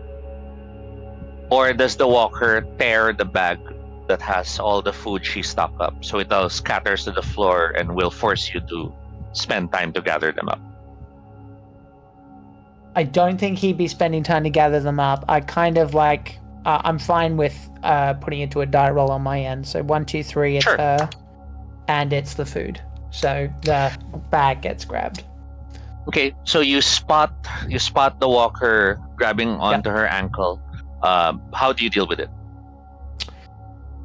You already succeeded. We just need to know how. To be honest, given the sporadic nature and how far away I think I might be, I think it only makes sense at this point for a shot to happen, which I'm not a fan of, but I think in the moment it makes the most sense. He's far away. He doesn't know how close, how many seconds count right now. I think if I'm immediately dispatching, then it makes sense that he just whirled around and fired. That's perfectly appropriate. Pulling the not pistol out. something I'm a fan of, because now we've got Horde on our ass, but it's what I think would happen. Wait, I just had to double check. Do you have a gun?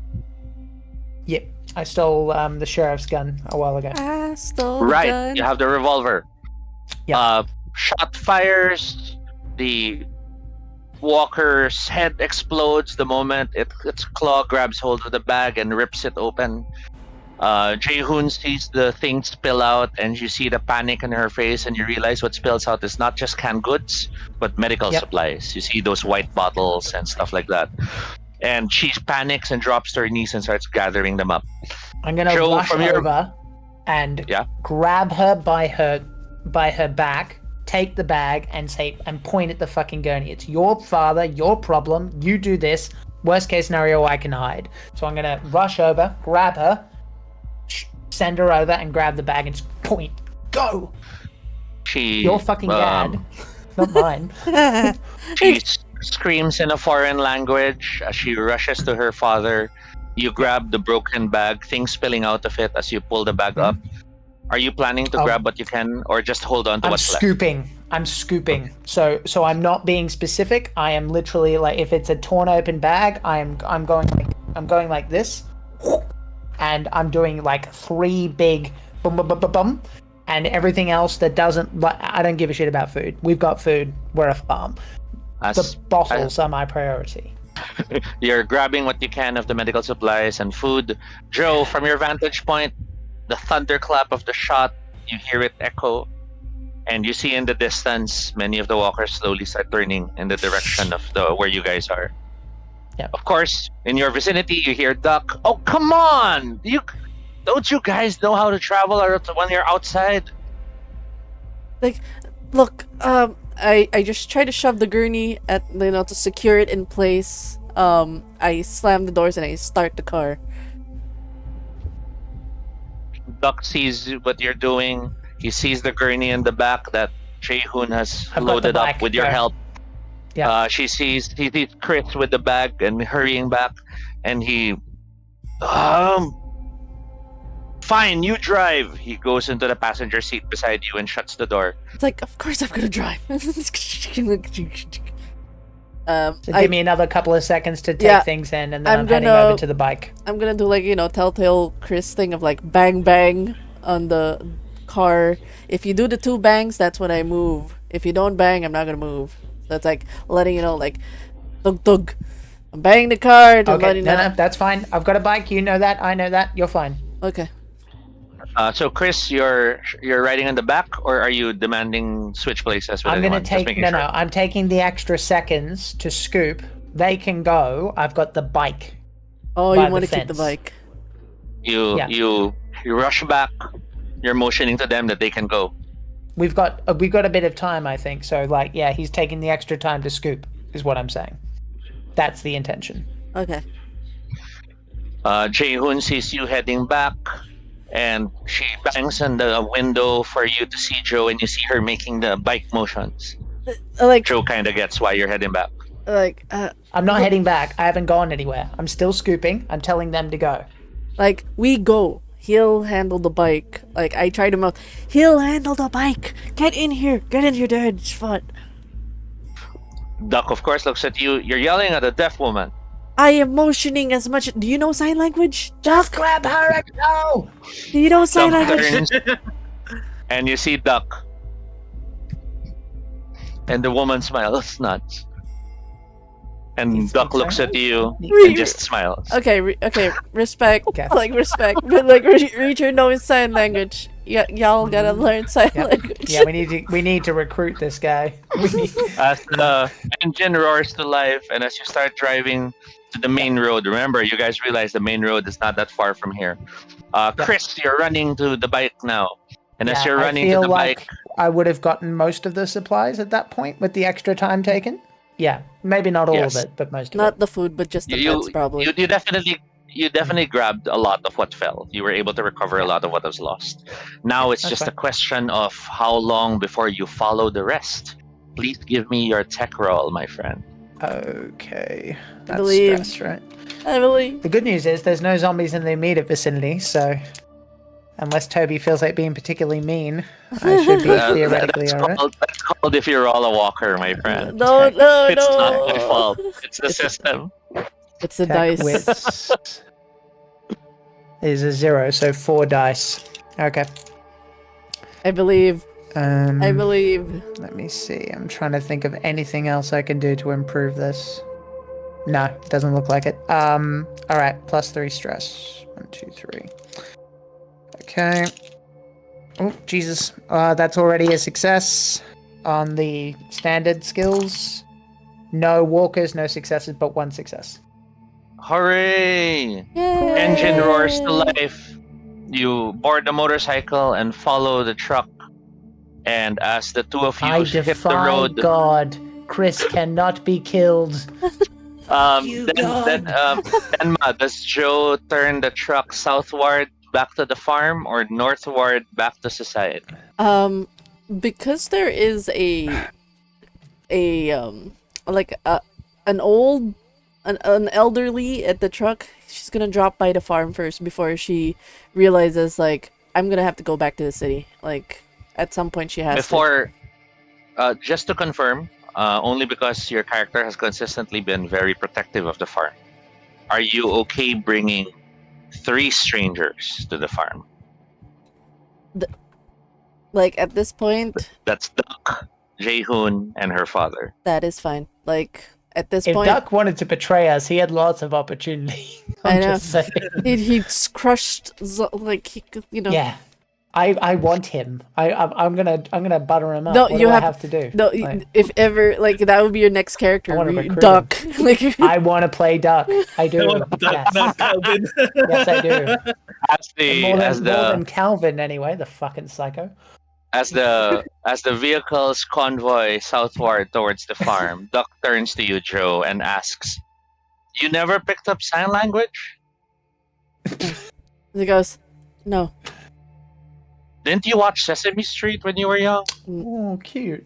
It goes, I look at Doc like, no. I was more of a Cats or Hey Arnold kind of kid.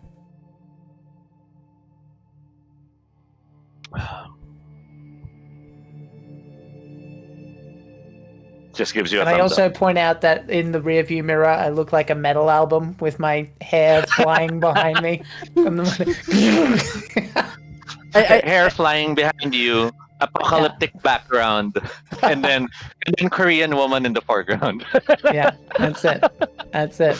Yeah, it's like a Goosebumps cover. You know, those old psychedelic covers. Yeah. We love that. And as the two of you drive off with your rescued people, I'll allow you both to lose 1 stress each, Thank God. knowing Fucking you've not only done well but successfully escaped alive.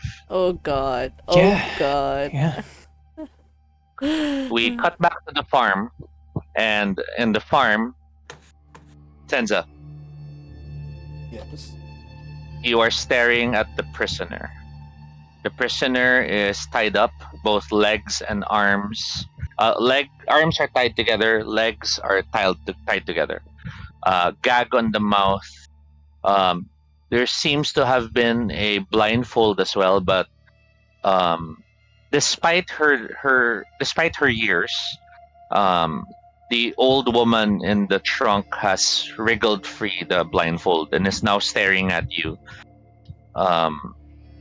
She looks scared, but she looks like it's the kind of fear that's a bit contained. The closest description I would have for you would be if there was a mother who was aware she has to be in control despite how terrified she is.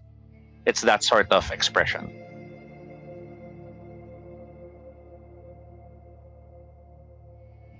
He's going to say,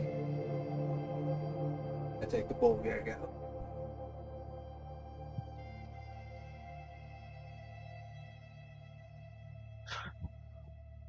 Takes the ball gag, or was it just a rag? It was a dirty sock shoved into her mouth. I found Chris's other sock. The children are the children in the other car. No, there was like someone gripping on someone's sock. I was like, wait, is that like Chris's sock? And there's like, where's the other sock? Here's another sock. What? Are the children in the other car? I just use socks as condoms, I guess. What's going on? I got lost. You got lost in your own bit. This is your doing. I am sorry. I feel that, but anyway. I'm on the motorcycle going, where's my other sock? She tries to prop herself up despite still being tied up, but you hear her calling out in the direction outside wherever the nearby car would be. Sophie? Lizzie? Are you there? Enzo's gonna speak out to Enzo. Like, I know. No. I'm not gonna say anything. I'm just the names. Nothing. alright. Okay, go. Sorry, I distracted you.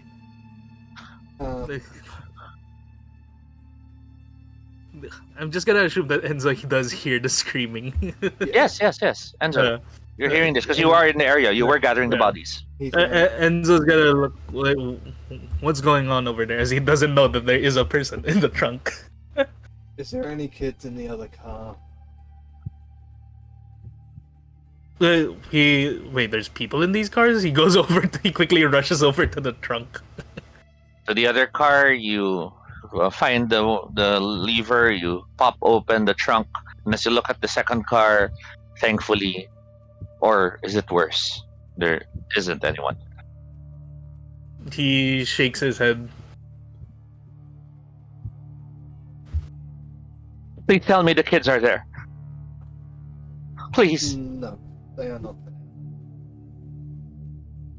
you see the contained rage. It's almost like she wants to tear the bonds off right now. The way she's straining against her bonds, the way she kicks against the trunk of the car, even if her feet are bound. She's gonna hurt herself if you don't calm her down.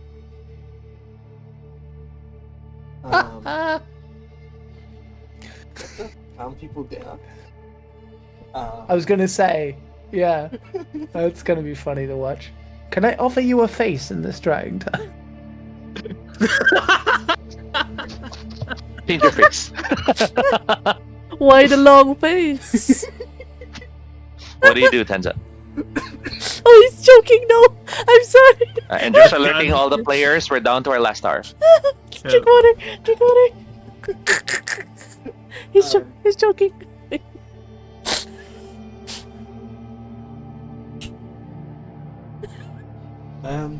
Where did you see that last? She looks at you. Her eyes are a bit wild as she seems to try to find any memories that could help. Or when's the last Ed. time these two vehicles stopped? They were Ed and I. We were our kids. I'm not sure. I think it's been at least a day. You see her struggling to break free.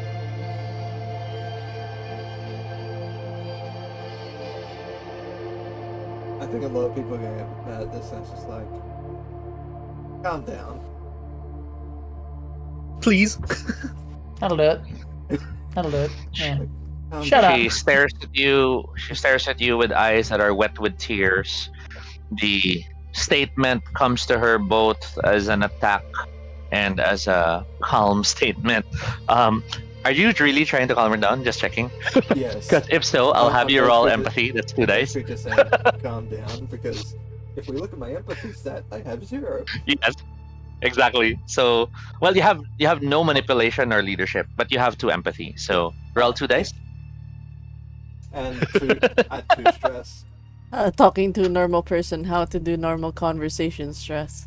Oh god. Yeah. Enzo has that same problem. Remember? Yeah. No one believed him in the farm. No successes, no walkers.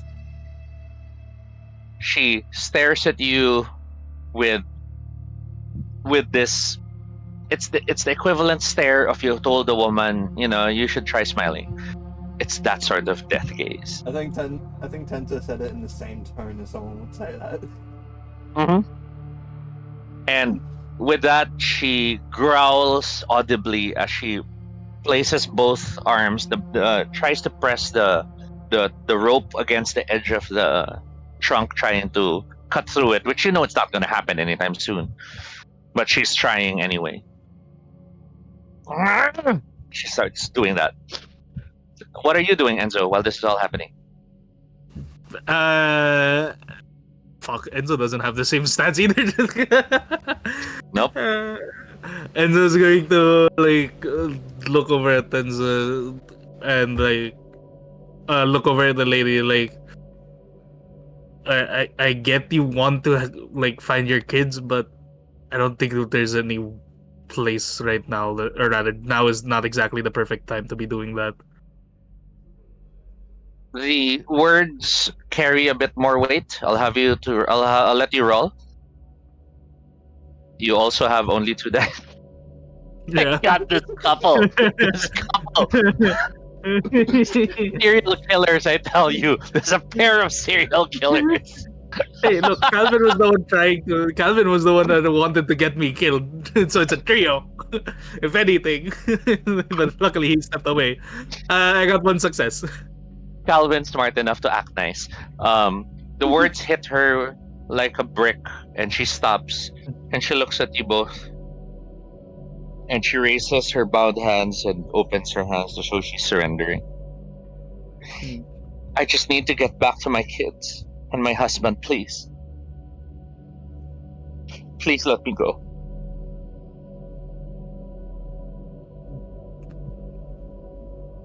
He looks over at Tenza. Enzo looks over at Tenza and is like, do we let her go at especially with this dead of the night?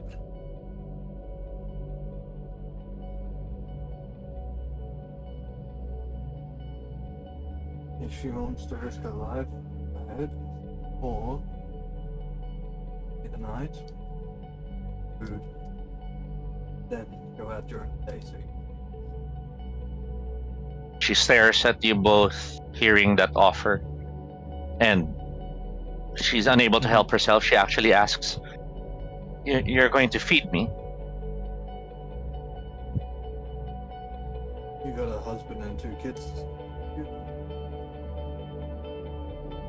She nods.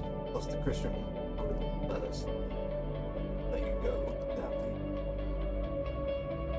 me. There's a church. What no? I mean, if you want to consider Rosa the pastor, I guess. My name's Nancy.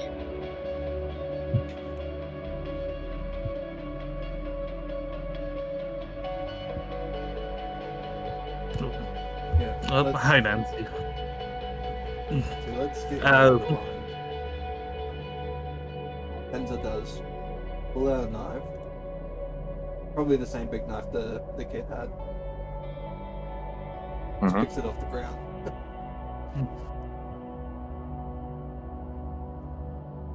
Basically, he'll cut the ropes.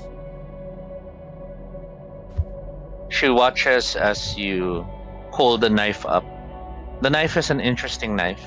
It's actually got 4 ring-like extensions in the handle, so your fingers can go in them.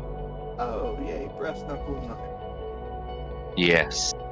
And you see Nancy staring at the knife. She looks at you and mutters, That's actually mine." Huh? But you can keep it. If you want it, you can keep it. Oh, we'll keep. I just give her back the knife. Well, you'd probably say weapon.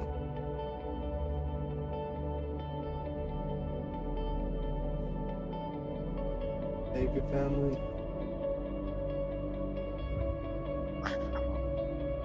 Thank you. I promise,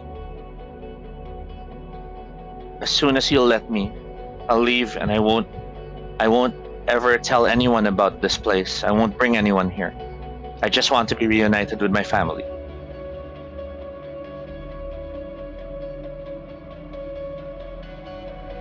Be prepared for the worst. You see her looking away. No. They're out there. They have to be. I'll find them. I have to.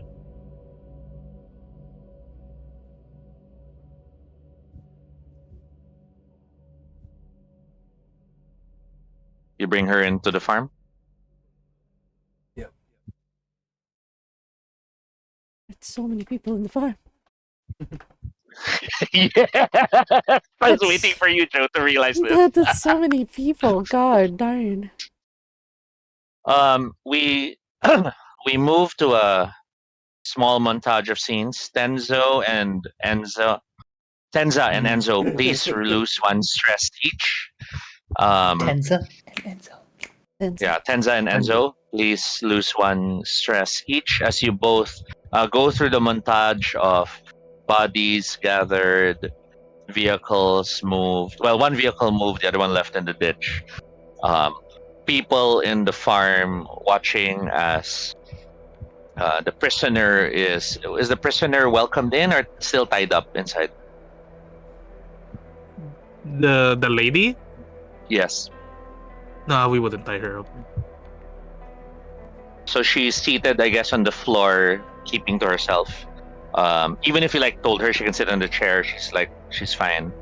You realize she's also, by sitting on the floor, she sort of keeps her back protected. She's watching you all. Rosa, of course, has offered her some food. Sorry, Tenza, you were saying? Santa will also drop a bag of chips. I have 4 of them. Do you want the scene with that to talk to her and get to know her more? Because I'm just going through a montage right now. But we can have you have a scene with her if you want. No, it was just more of like, if you choose just to sit there, bag of food whilst I think it's Rosa, the one that is the Christian woman. Mm-hmm. Yes. It's probably cooking up. Rosa offers a plate as well of some of the leftovers. Chia asks you, Enzo, if maybe she'll want a bath. She looks like she's been out there for some days. Enzo looks over. Actually, in the farmhouse, how many bathrooms would there be? There's probably a few because it was a family home. Okay. Then yeah. In this case, well, I guess I can fetch water. He says as he. I'll see if the others are okay with it. Gia asks, and the montage continues. Seanica watches from the steps, observing the whole time, not wanting to get too close. Including, also with Seanica is Dylan, the other kid. Yes, not an NPC from any of the players.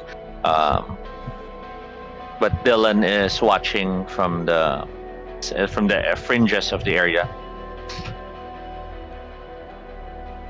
Eve I'm pretty comes sure up to you, Dylan is Tenza. one of mine. Oh, okay. I don't know, but I think so. I don't. I probably forgot just to That's put okay. the I'm name. playing Duck when I die anyway. It's fine. Yeah. Duck ownership. Eve comes up to you. Dibs. Eve comes up to you, Tenza, and Eve, of course, asks, "Do you know her from anywhere? Or are we looking to have her stay in the farm?" Held hostage. Can't find her family. That stays the night. Give her her weapon.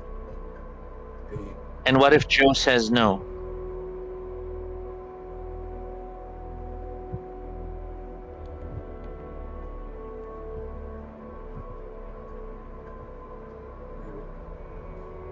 leave, they leave. Eve nods. Sorry, I came to make sure you're okay. You sure you weren't hurt in the shootout out there? Just like checks under his shirt. It's like, is there like a mysterious hole just bleeding from it? It's like, it's like, he's just probably got like a few bruises from like pulled out of the car and that. Gia Eve nods. I'm sorry. And it's just like, oh, that's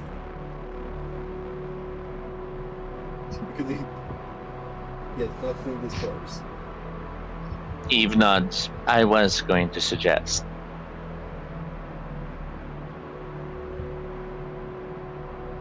That sounds. We cut to Joe and Chris as the convoy closes in.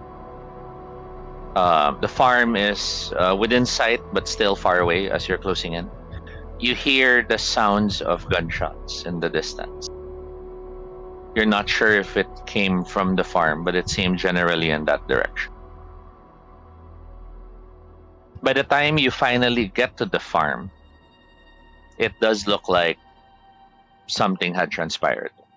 There is a car that's driven into the ditch up front. There are signs of, there's still blood spatters on the floor and broken glass.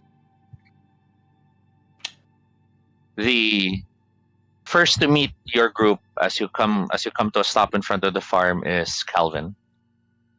Calvin waves at you all as he comes into view. He was keeping watch.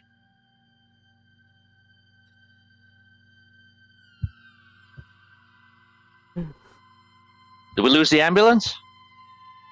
No, it's still there.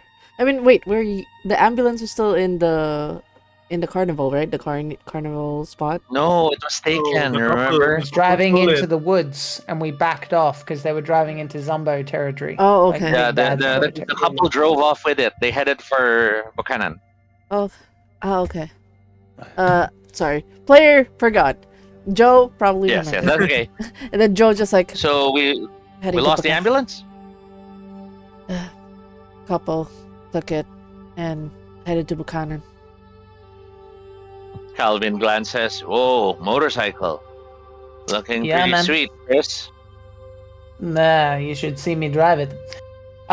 We've got someone that I think we got two people. That's Duck, that's Jayun, and we've got this gentleman here. I don't think they're staying.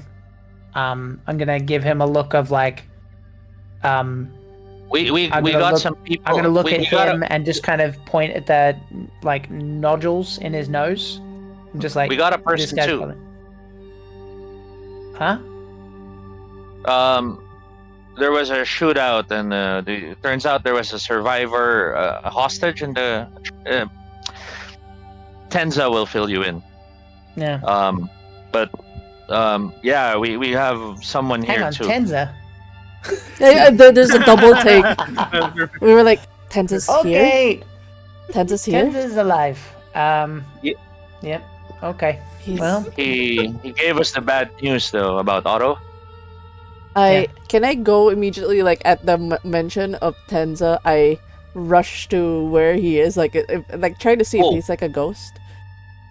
As you rush inside, we'll cut back to you, Joe, in a bit, but I'll continue with Chris. Calvin looks at Yeah. you, Chris, and so where's the cute little duck? And Duck steps down from the truck. Whoa, It's cute and little now. oh, that's Duck. yeah, this is Duck. Duck is very friendly unless you come near his duck. Is that fair to say, Duck? I said Duck duck looks a lot. at you. Oh, damn it! Now you made me remember him. You see him looking northward, missing his duck. Don't worry, it's okay. You know, just putting it out there. A duck would probably really like this sort of farm environment. Just throwing it out there. Just think about it. Jaehoon comes into view and motions a hello. Calvin glances at you. She's deaf. So it's a full family, huh? Yeah. But wait, there's more. I don't know how long the old man has.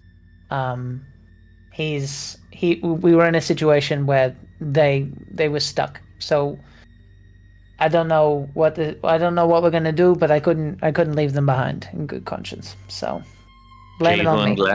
Jaehoon glances at Duck. Duck motions. Yeah. Just follow Joe sprinting.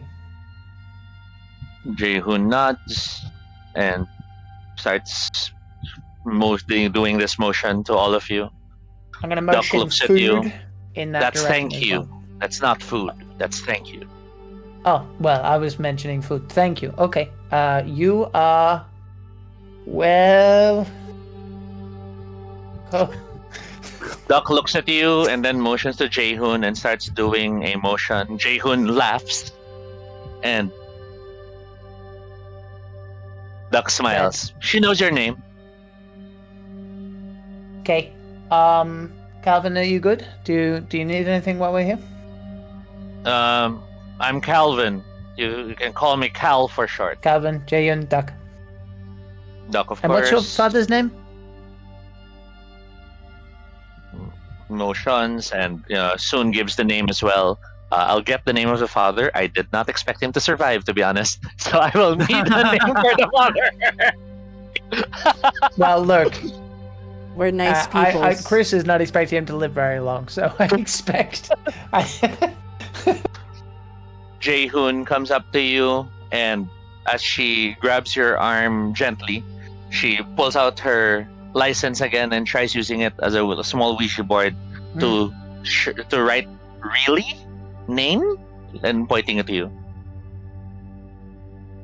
Me? And then points to Duck, and then using the letters says ARSE, and then points to you. I'm confused. You're an arse. What's happening? You're an Your Ars. name Is Ars. is Arse. My name is Pointing to Ask. Yeah, no, Ars, Oh. like Ars. Like you're an Ars. Ass. Like an ass. ARSE. Ars. ARSE. Yeah, like it's That's, that's butt in, I think, like... yeah, I know what it means. I don't understand. What? Who said Ask? It seems Duck Called you spelled an your ass. name as Ars to Jihun. Oh my god, you like... I'm gonna give a thumbs up and then I go, no, but yes. Why not? Jihun smiles and gives you the But then license. I'll mention it. Spell your proper. name.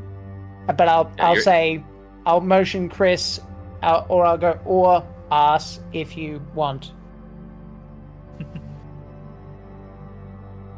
She hugs you, Hey, okay. and it's a long, tight, sincere hug. It's a thank you so much. You saved me.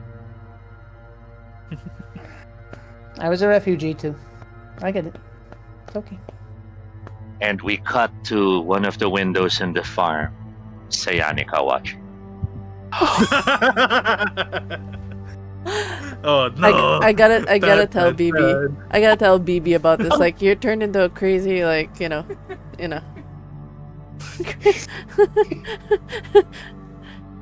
Crazy romantic. We cut to the showers. Oh, Tenza, what? Oh yay. you are showering.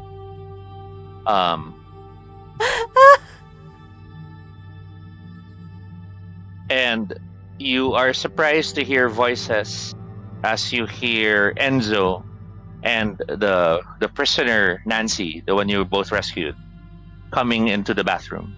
And Nancy telling Enzo, I really don't have to, but it would be nice if I could shower. It's been almost 3 weeks since I last, actually a month, I think. Enzo, you're carrying the buckets of water. You mentioned earlier that you'll get some water for those who wanted to bathe. Yeah, Enzo's more or less grabbing water. And in this case, he. Oh wait, actually, would he see Joe running past? Not yet, because you both are in the bathroom. So, Joe hasn't spotted you yet. You may spot Tenza already here showering if you wish. Me? God no. Or... Oh no. Enzo's just gonna be like, Tenza, you're probably in there, and then he leaves a bucket of water to like. You hear Nancy? It's all right. I don't have to shower then, and I'm already taking up too much space in your haven.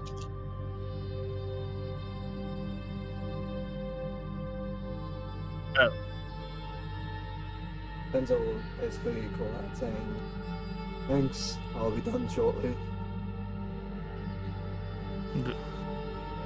I can wait. She looks at you, Enzo. Enzo looks at Nancy and like, honestly considering how you've been in that trunk for a long time, it would probably be at least a good idea to freshen up. Well, the stench actually does help hide from the walkers, but it would help me feel human again. Thank you again so much. I don't know how I'll ever repay you both for helping me. I didn't think I didn't think I still had a chance after they captured me. Well, I mean, hopefully you do find them. I think that would be the best way to repay us. Tenza, you're done showering? Yep. Nancy sees you come out in your towel with a dirty batch of clothes. There is that moment of her looking at the two of you. Parang, will one of you stay while she showers, or will you leave her here alone? Enzo is probably gonna go get ready to grab another bucket. Okay, so Enzo leaves, leaving you Tenza to decide. Do you leave her alone or do you stay here with her? He'll stay outside the door because this is Ranger Joe's farmhouse, and he is the one who sort of he and Enzo basically are the ones who brought it here. So basically, they fly is part of his job until there. You hear the spatter of water. You feel some joy hearing how much release it feels for her, how much relief it brings her. And as the water splashes, and as you could hear her clean herself, she tries to start a conversation. So you guys have been staying in this farm since it all began? Relatively so, yes. I guess you protected it well. Most of the places I've seen have either been ransacked, overrun, or are still swarmed over. Well, we're a fair way away from most things. Usually there's not many walkers, but tonight there's gonna be Are we in the morning? I'm afraid I was going to warn you guys about that, but I presumed you knew about it. The gunfire is sure to attract some of the hordes. Especially at night. Well,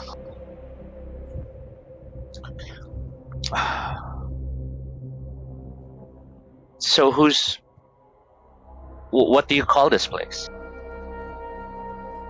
I mean, the guys who jumped me, those were the wolves. Down south near Buchanan, there's a group calling themselves the Cured. They claim they found a way to make sure that none of them are ever infected ever again. They even insist they found a way to reverse the infection. Then I heard that further north that a traveling circus formed their own little band.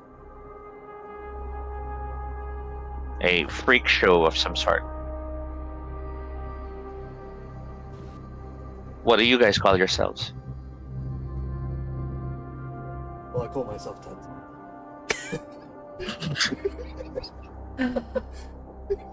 She steps out of the shower, also in the towel, but she's reworn her dirty clothes because she doesn't have extra clothes.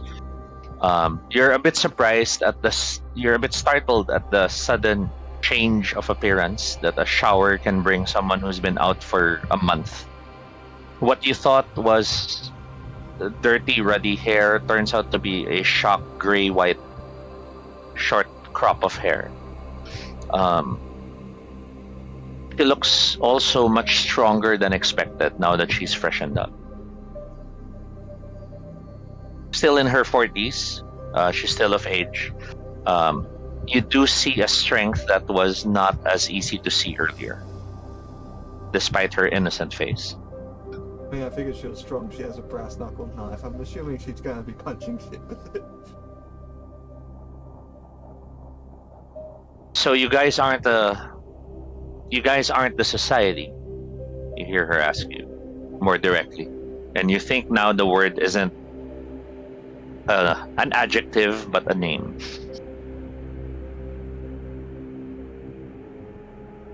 I don't think we really called ourselves anything. Just be a mix of a whole bunch of folk just trying to really sort of hold ourselves. I think we're meant to go and circus.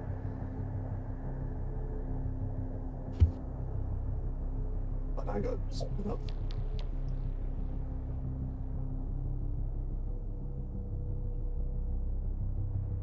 Would you mind if I ask you a few more questions?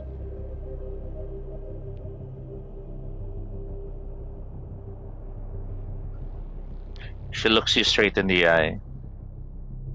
So how many walkers and people have you killed?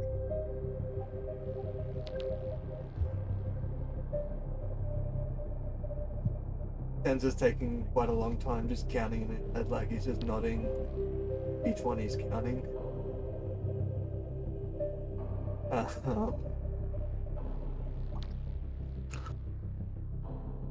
As for, I would say I've lost count for walkers. People though, probably just under 10. Is that counting with the one in the flashback?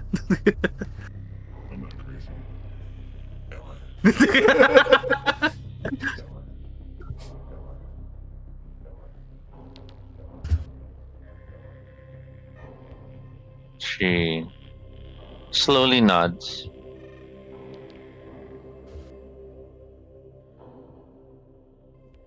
I guess we all have to do what we have to survive.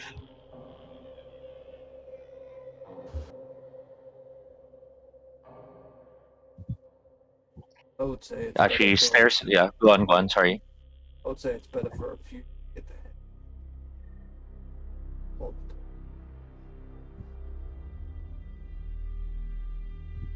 You're surprised at the next question she throws, but we'll cut your scene there. Why? And we'll cut you there. Enzo, as you head away from the bathroom, you hear voices from Eve and Gia. They're here, they're back!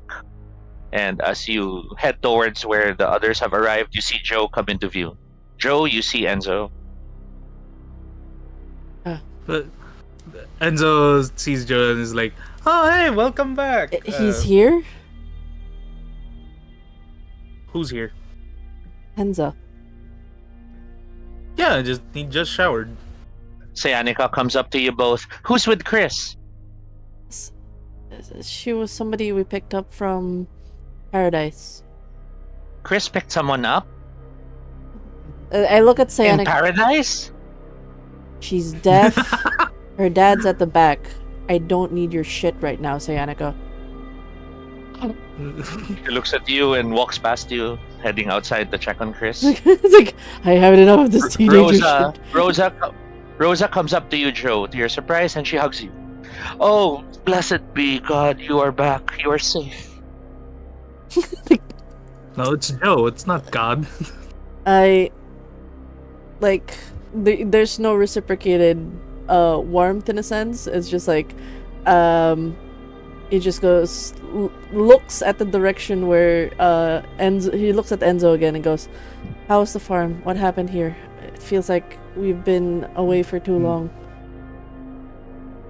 It's been less than a day, but if you must know, when Tenza got back, there was these guys in a car that came by wanting to raid the place.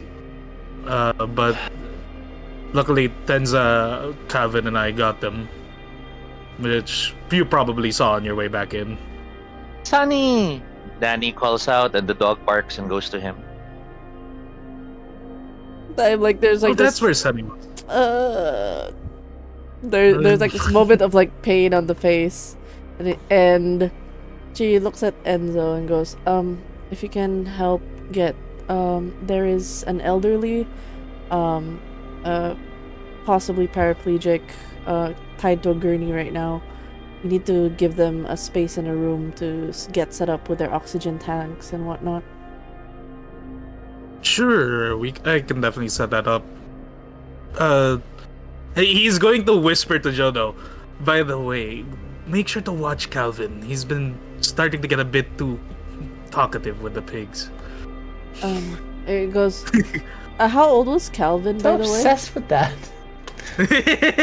How old was Calvin? How old is like Calvin's age? Like, if we could clock him from looks alone. Probably 50s, 60s. Like, my brain's like. I mean, looking at the picture, yeah, it looks kind of old. Like, that doesn't give dementia vibes or something. It's like, Okay. Yes, did he give you any trouble? Yeah, kinda. Be honest. He seems to really want to take over anything regarding with the pigs. Joe, I need a moment with you, Joe. You hear Rosa? It's like, looks at Rosa. Yes? She reaches for your hands as Gia and Eve arrive. There's an old man. Yeah, He then overheard I the news. turn, yes, possibly paraplegic from the waist down, tied, very dependent on Joe, oxygen. Rosa pulls you to focus on her again. I need to talk to you right now. And I look, there is a man in the back of a truck that's tied to a gurney. Your god can wait. Turns to look at, like, there's like this sharpness towards Rosa, and like turns, get the man to another room, have him set up. Gia and Eve rush off to the direction you mentioned, but you hear Rosa, fine, then you don't need to hear from Otto, who says it's not your fault that you didn't shoot. And she walks away. I'm like, there's like this moment of pause. Like Enzo will see like this moment of like this moment crack on like whatever she's trying to put up a front, and then she blinks a bit to like stop the tears. Goes, I need to check on Tenza. Sure, he's just down the hall. Just make You sure. lead her to it? Just make sure the gurney's man and The the daughter. Just gonna point since. Yeah. I The march two up. doctors and the two doctors in the team have headed their way to the gurney, so I think you can trust them more than Enzo. Far more over the two doctors. Okay. Chris, outside, Hi. you see Duck is helping gather the stuff. Calvin has gone back to keep his rounds. Eve and Gia hurry to help Jehun's father. And you see Sayanika looking at you from the outside. Hi, Chris. Hey. I would say, how's it going? But seems like you had some excitement of your own, huh? I guess you could say that. I was worried about you. Oh, that's good of you. I appreciate it. Everyone okay? Generally. Okay. You're not hurt, are you? Actually, I don't think he would have checked. So, I mean, he might look and see if he's got like any tears in his outfit, but other than that, he just goes, I don't think so. As you're looking yourself over, Sayanika, let me help. She hurries to come up to you.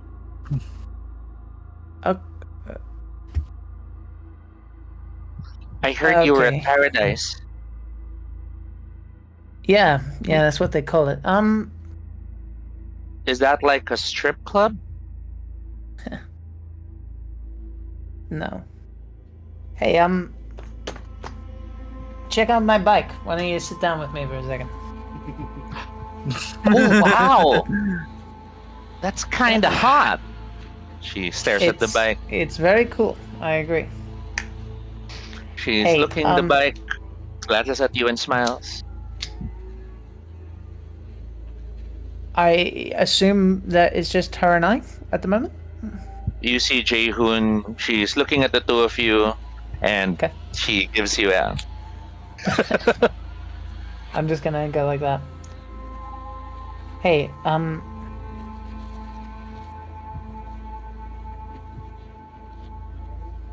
I don't know how to put this, so I'm just gonna come out with it. She looks at you a bit surprised. She gasps. No, not yet, not yet. She stands up. Not yet. Sayanika, it's important. It's too soon. We're still in the early phase. Sayanika, please. I don't know where I gave you this impression. Okay? But what you're seeing is not what I'm doing. And I'm sorry, listen to me. It's important. Okay? But I don't But If I have done something that made you think that that was what I wanted from you, then that's on me. And I'm sorry. I You don't are... understand. I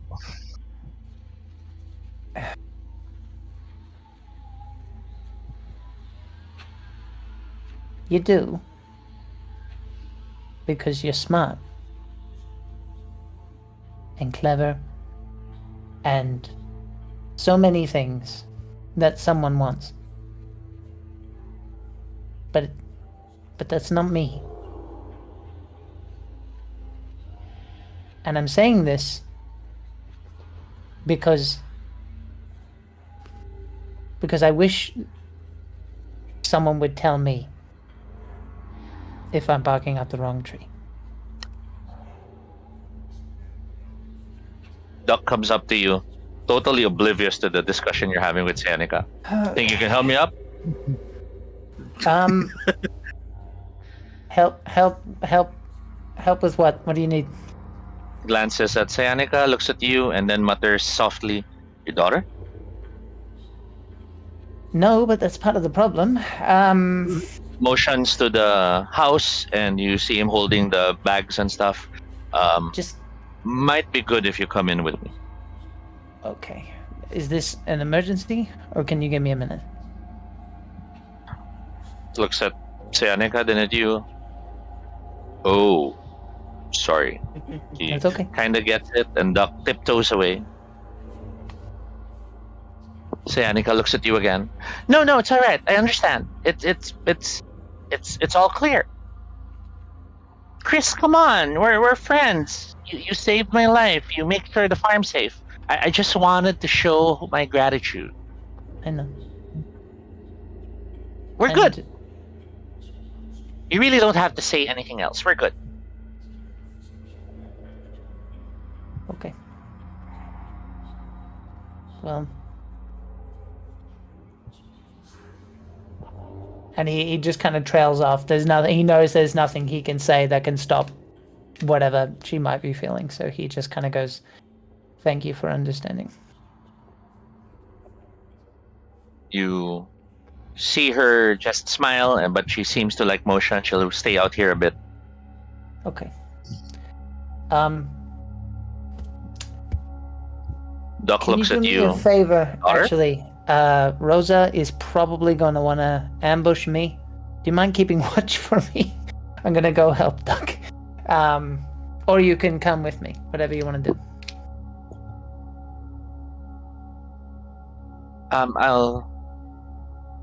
I'll be in a bit.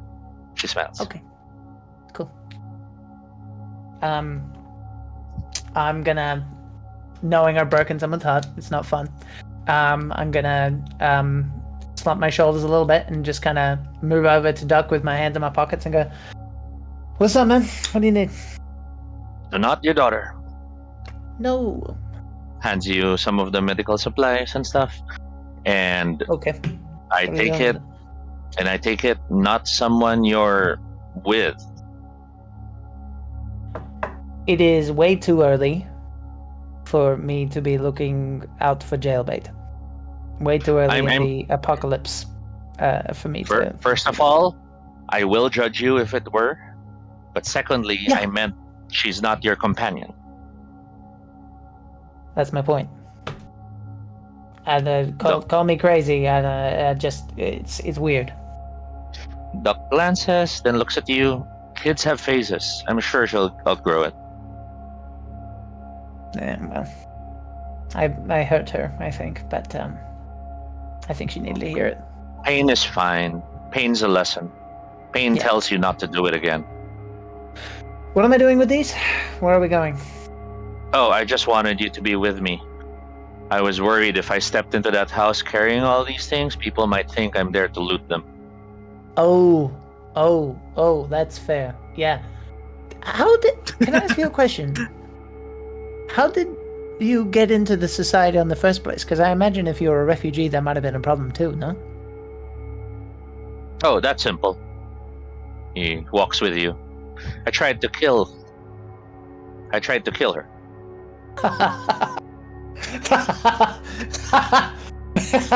And she rewarded you for that, did she?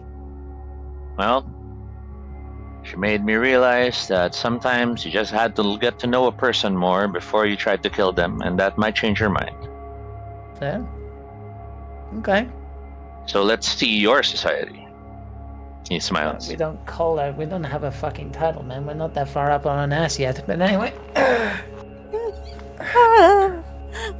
You walk in with Duck, and as we near the end of the session, Tenza, you hear Joe's voice calling out for you while you and Nancy are talking, but you're still remembering Nancy's question. Why? Not. God damn. Why would you kill people? Yeah, Enzo and Joe, feel free to jump in as you enter the scene when you want to. But why kill people? Nancy asks you, Tenza. And then my answer's the same. Why not? And he has like a big smile on his face. I kind of like march in as like, and just to cut in, I see the foreign, but I look at Tenza as I've seen a ghost, and there's this kind of like look. Welcome home. We need to talk.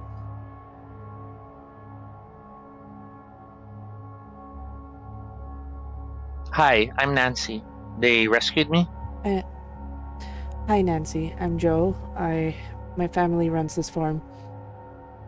I don't have to stay, but they offered that I at least have something to eat before I left tomorrow. Where are you going? I have to find my husband and my kid. Where? I'm not sure.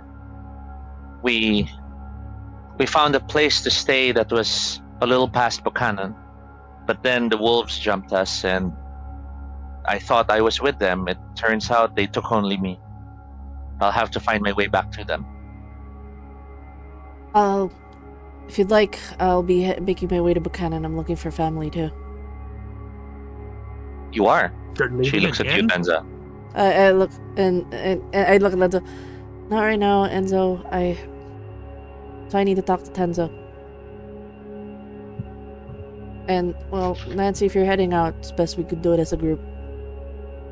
I'd be willing to help. I know some routes in Buchanan that avoids where the cars clogged up the roads. All right, that's good. I look at Tenza and go like, "Look, I'm not gonna risk anyone else in this farm. And Otto's dead, so you're gonna come with me." Fair enough. But also, because of the fight that probably be best. Walkers get here and them or great noise elsewhere. We'll bring the noise out. We'll drag it out. It's better that way. Nancy looks at you, Joe. You notice the recognition in her eyes, and she mutters, "You know your way around the walkers. You know you can lure them away using your vehicles." That's She another. smiles. Then you see her glance at Tenza as if she's trying to connect something, which is, for the players, she's connecting what Tenza was talking about, killing people, compared to you talking about maneuvering walkers. Very interesting mix of people. Okay. I thought you was like realizing of having an idea of it doesn't have to be the one that he just lures the horde. Oh, and at that moment, I look up at Tenza, and in that moment of frustration, do you have a dodge? Is there a dodge roll? Is there a dodge roll versus a slap on the face? Oh god. Mobility. Just roll. I mean, if it's not damaging, I guess it's a player call if it hits Yeah, or not. do you consent that I'll roll against you Yeah, for your that's mobility versus my slap? This is my way. This is my way, by the way, of diffusing stress. This is You this. just got slapped across the face, my friend. Are you declaring Tenza? Are you declaring Tenza to be your anchor? This is like that slap can remove all the stress yes, in one slap. that's basically yes. The weird catharsis.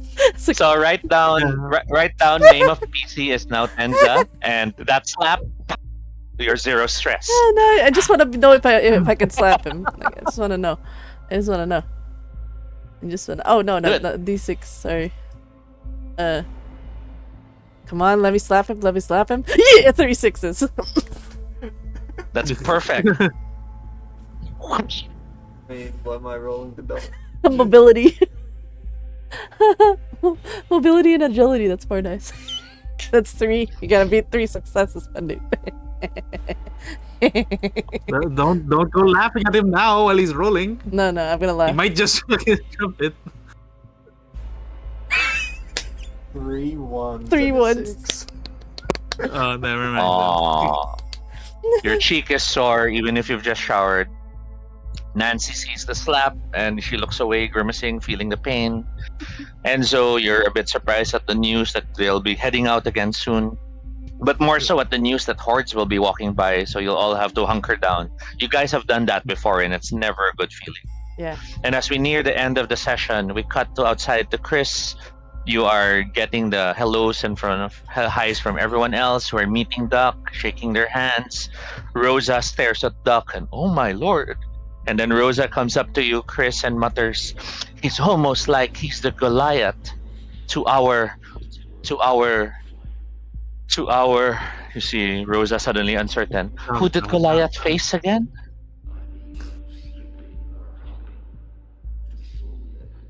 Wait, who's she asking? David.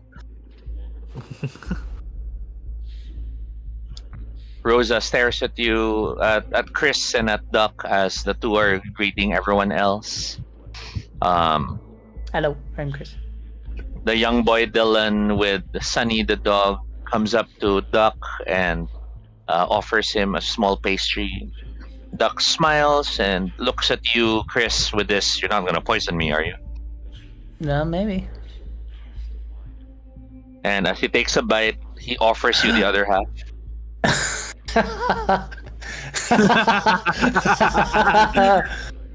Smart. We go down together, huh? You eat as well? And there's that smile from him as well, and you think it's the first time you've seen Duck really smile, other than the time he had his duck, because you kind of have that same wavelength of survival, Sure. and Sure. not being afraid to die, but also not being dumb about it. Nah. And as you both eat on the muffin, Rosa just turns to everyone. Praise be God, you are all safe. We are all mostly home. We'll Yeah. just have to survive the horde when it passes. And maybe then we can find our missing prodigal son. Jacob. Yeah.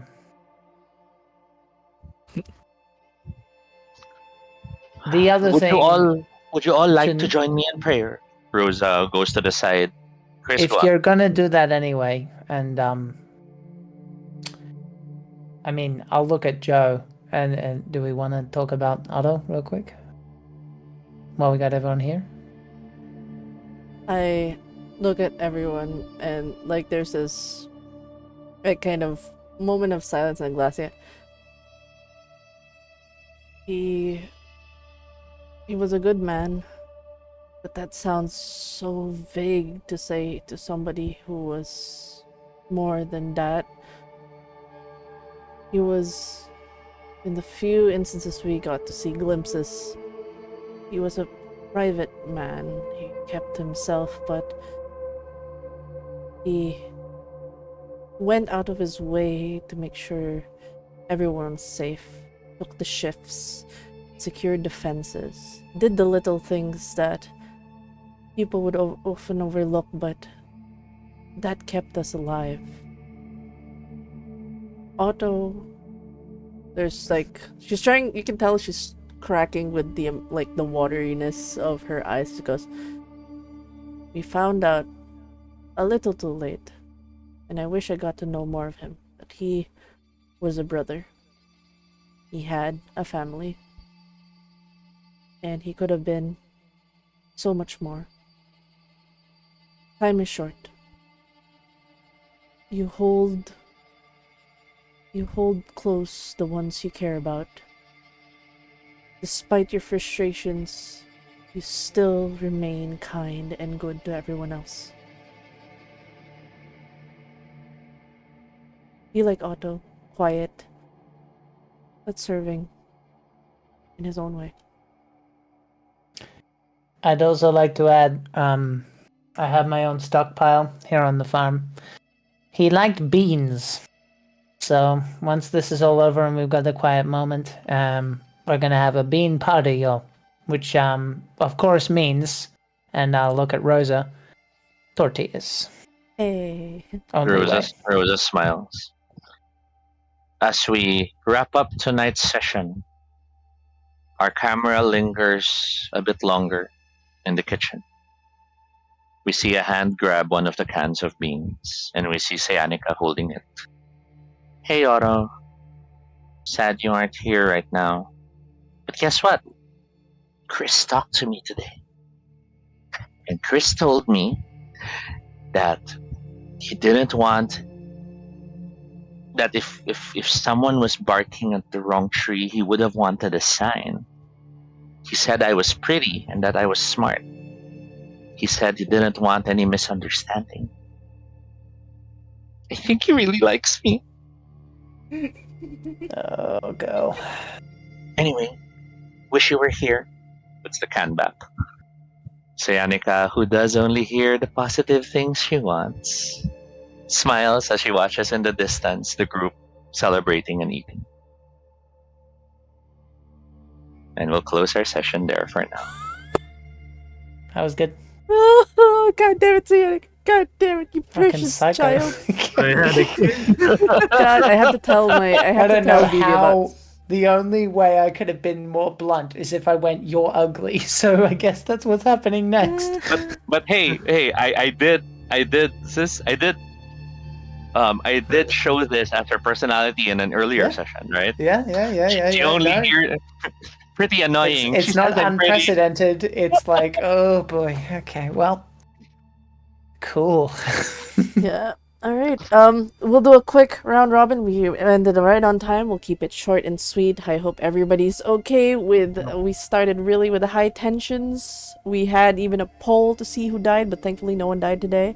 Maybe we'll save it all for the final run, down to the last test sessions. Yeah, this is the third, and then next we'll have 2 more sessions before They Talk Pack closes out. Thank you, Max Ryder, for dropping by. If you guys don't know, he's a Miskatonic repository writer. I think, hello. Hello.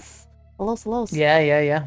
And so real quick, we'll do a quick roundtable on how you guys are feeling and favorite moment in the session. Let's start first with Jack. Hello.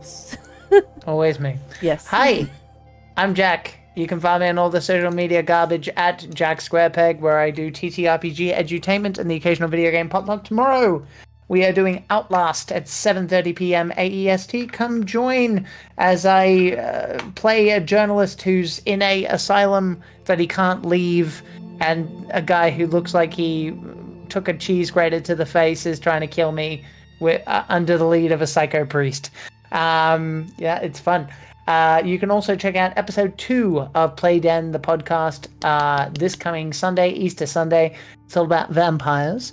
And by the time that is up, there will be a document, which will be in the description, about the vampire that we create in the second chapter after the break. So you can use that in your TTRPG games. That's the entire idea, is that basically we talk about it, we break it down, and then we create something that you can use, which is totally free. Although if you want to support us, there'll be links for how to do that as well. So yeah. Thank you for having me. All right. And your favorite scene in the session? Favorite scene. I really like Duck. I know that I'm biased because I want to play him, but genuinely he's become extremely layered and interesting, and that muffin thing. It's so funny. Like the image of them sharing a muffin when he's like 2 feet taller than Chris. And it's like Chris looks like it's like that introvert extrovert meme. Just like, it's like I'm gonna drag this little oily kid around, and just like he's my friend now. Just like, okay, I'm Duck's friend now. Even without the bias, So I really I'm enjoyed that. That enjoying was fun. Duck as well. Duck is an What's that? MVP. Even without the bias, I am also enjoying Duck. Yeah, he's fun. So I Yes. really enjoyed that scene, and I like that he seems to like Chris, and there's a bond there. So that makes me happy. Yes. Awesome. Thank you. And then next we got Sin. How you feeling? Yep. And favorite scenes? I'm feeling pretty good. I'm excited to see where we go, where the group goes next. But I will also say that the most favorite scene I think I currently have for this entire session is just Joe slapping Tenza. We're coming back. 666. That's satisfying. Like, how dare you? How fucking dare? How dare you live? How dare you live and not auto? Why That's do you like- live, not auto? And that's like after 7 episodes of stress. Release! Yes. Yeah. I think the other thing though is like the fact that, you know, it's also the dynamic of like, we thought you're dead. Mm-hmm. Now you're fucking alive. but yeah, that's mainly that's how excited I am to see like, how is this going to end, if this is going to be what it's like. Exactly. Thank you, Sin. And next we got Petra. How are you feeling in your favorite scene? I am feeling good. Favorite scene definitely would have to be Duck just crushing 2 skulls together in just barehanded. The other one would just be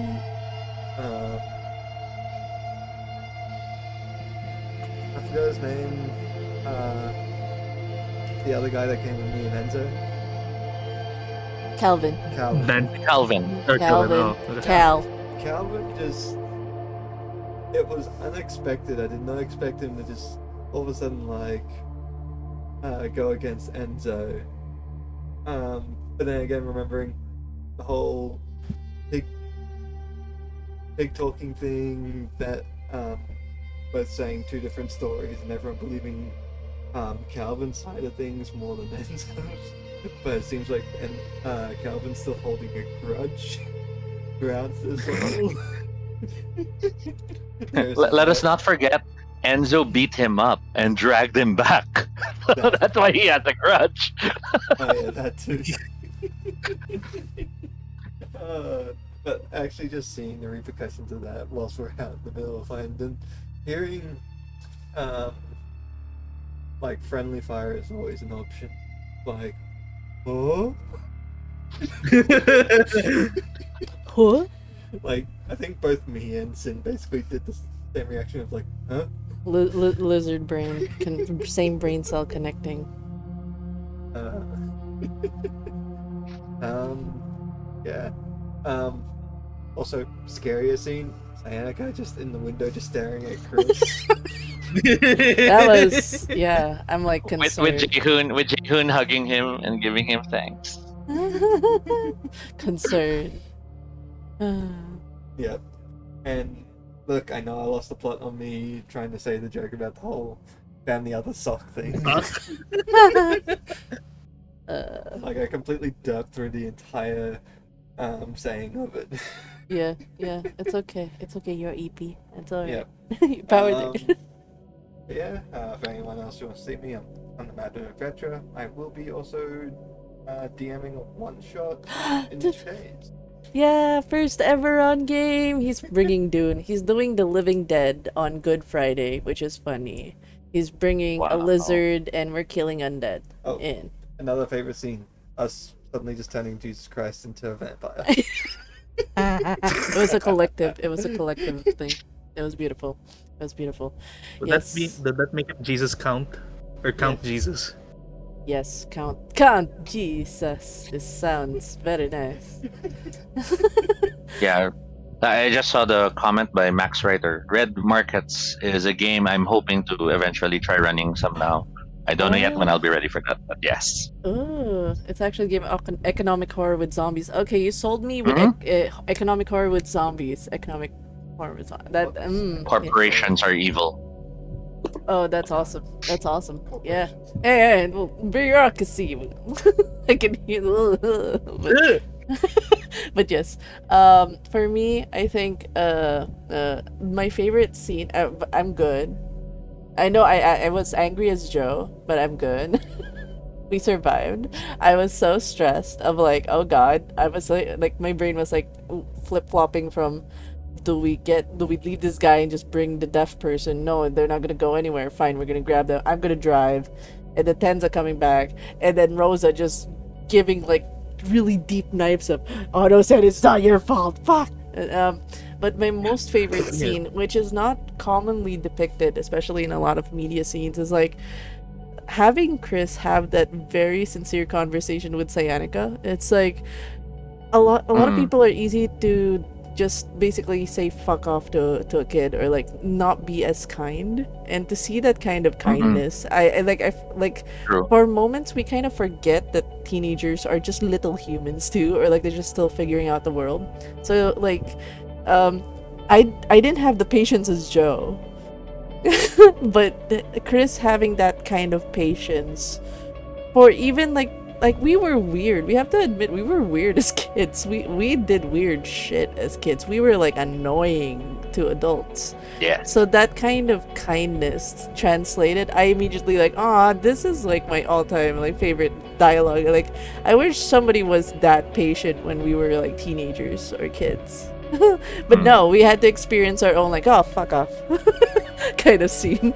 Yeah, Or like the a lot horrible of the time through roleplay, I find that I'm saying things that I wish people had said to me. Yeah, it was like a really it's beautiful. true, I felt the like the slow, like it's okay. We're having this real conversation of like this is better that this is this communication thing happened. You didn't go out of your way to hurt them, like, or belittle them. So it was like, you treated them like a proper human being, even if they're stupid. Well, they have to be, Like we're not in the situation where they can be children anymore, unfortunately. Yeah, That's true. Yeah.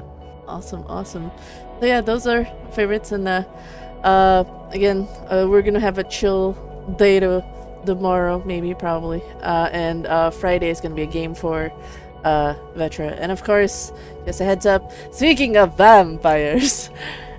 Call to Arms. We're having applications open for the events on May 8th to 31st. We're running it on a Thursday, Sunday kind of cadence. If you like roleplay, you're into the like immersive kind of playing a vampire character in a video game and being fun with friends and finding other fellow content creators to make a story, you can join. It's fun. It's for streamers, storytellers, and creatives. If you just generally like making stories with people, collaborative work, this is a call to arms. Yeah. So again, and Toby, thank you so much for running this game. It's so nice. And Vetra, thank you for letting me slap you in character. I would never do that IRL. I can only do that in character. Like whack.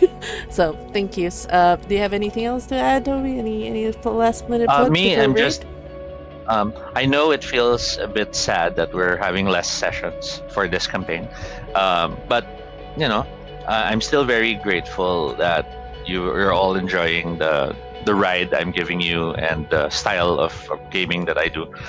So thank you so much for letting me run this game for you guys. And I promise you the last 2 sessions will be gut-wrenching in their own way, so I hope you'll forgive me. But it has to be a Walking Dead story after all. Yeah, I'm ready to get you guys knifed. then. Oh my god, I'm gonna get knifed then. I mean, Now that we know how much you all love Duck, oh no. Oh no! Now I'm horrified for Duck. Oh no, that laugh nerves. Of course, of course. Right. I will sacrifice myself before I let Duck die. Is it just Which so is you in can character possess anyway, so it works out fine. Duck? Is it just so you can possess Duck afterwards? I'm fine with either. Toby's doing a great job, but yeah. Yes. Okay, so we're gonna raid out real quick. So someone, I was checking out their stream for a bit. They are playing Into the Dead Darkest Days. It's a cool game. It is a side-scrolling zombie game, and it's very colorful. I do like that. So we'll give them a little bit of support. Oh, raid settings do not allow you to. Oh, they don't allow raid. That's sad. Okay, we'll just raid Matilda. That is sad. Here's okay. Raiding Matilda. They're also doing a. I've been lurking for a few friends. They're currently playing Expedition into Darkness with some friends. I will send some support for them. Was sending peoples over. Just send my regards. Give them cheese. Let them know you guys had fun in The Walking Dead. And then this session will be uploaded on the YouTubes by next week. Hooray. Yes. Alright. See you guys on the next stream. Bye-bye. Bye. Duck, don't die, please. Duck. Duck, don't die, please. Leave Duck alone! Yeah, leave Duck alone. Best boy. Best boy. And we read it out. And stream.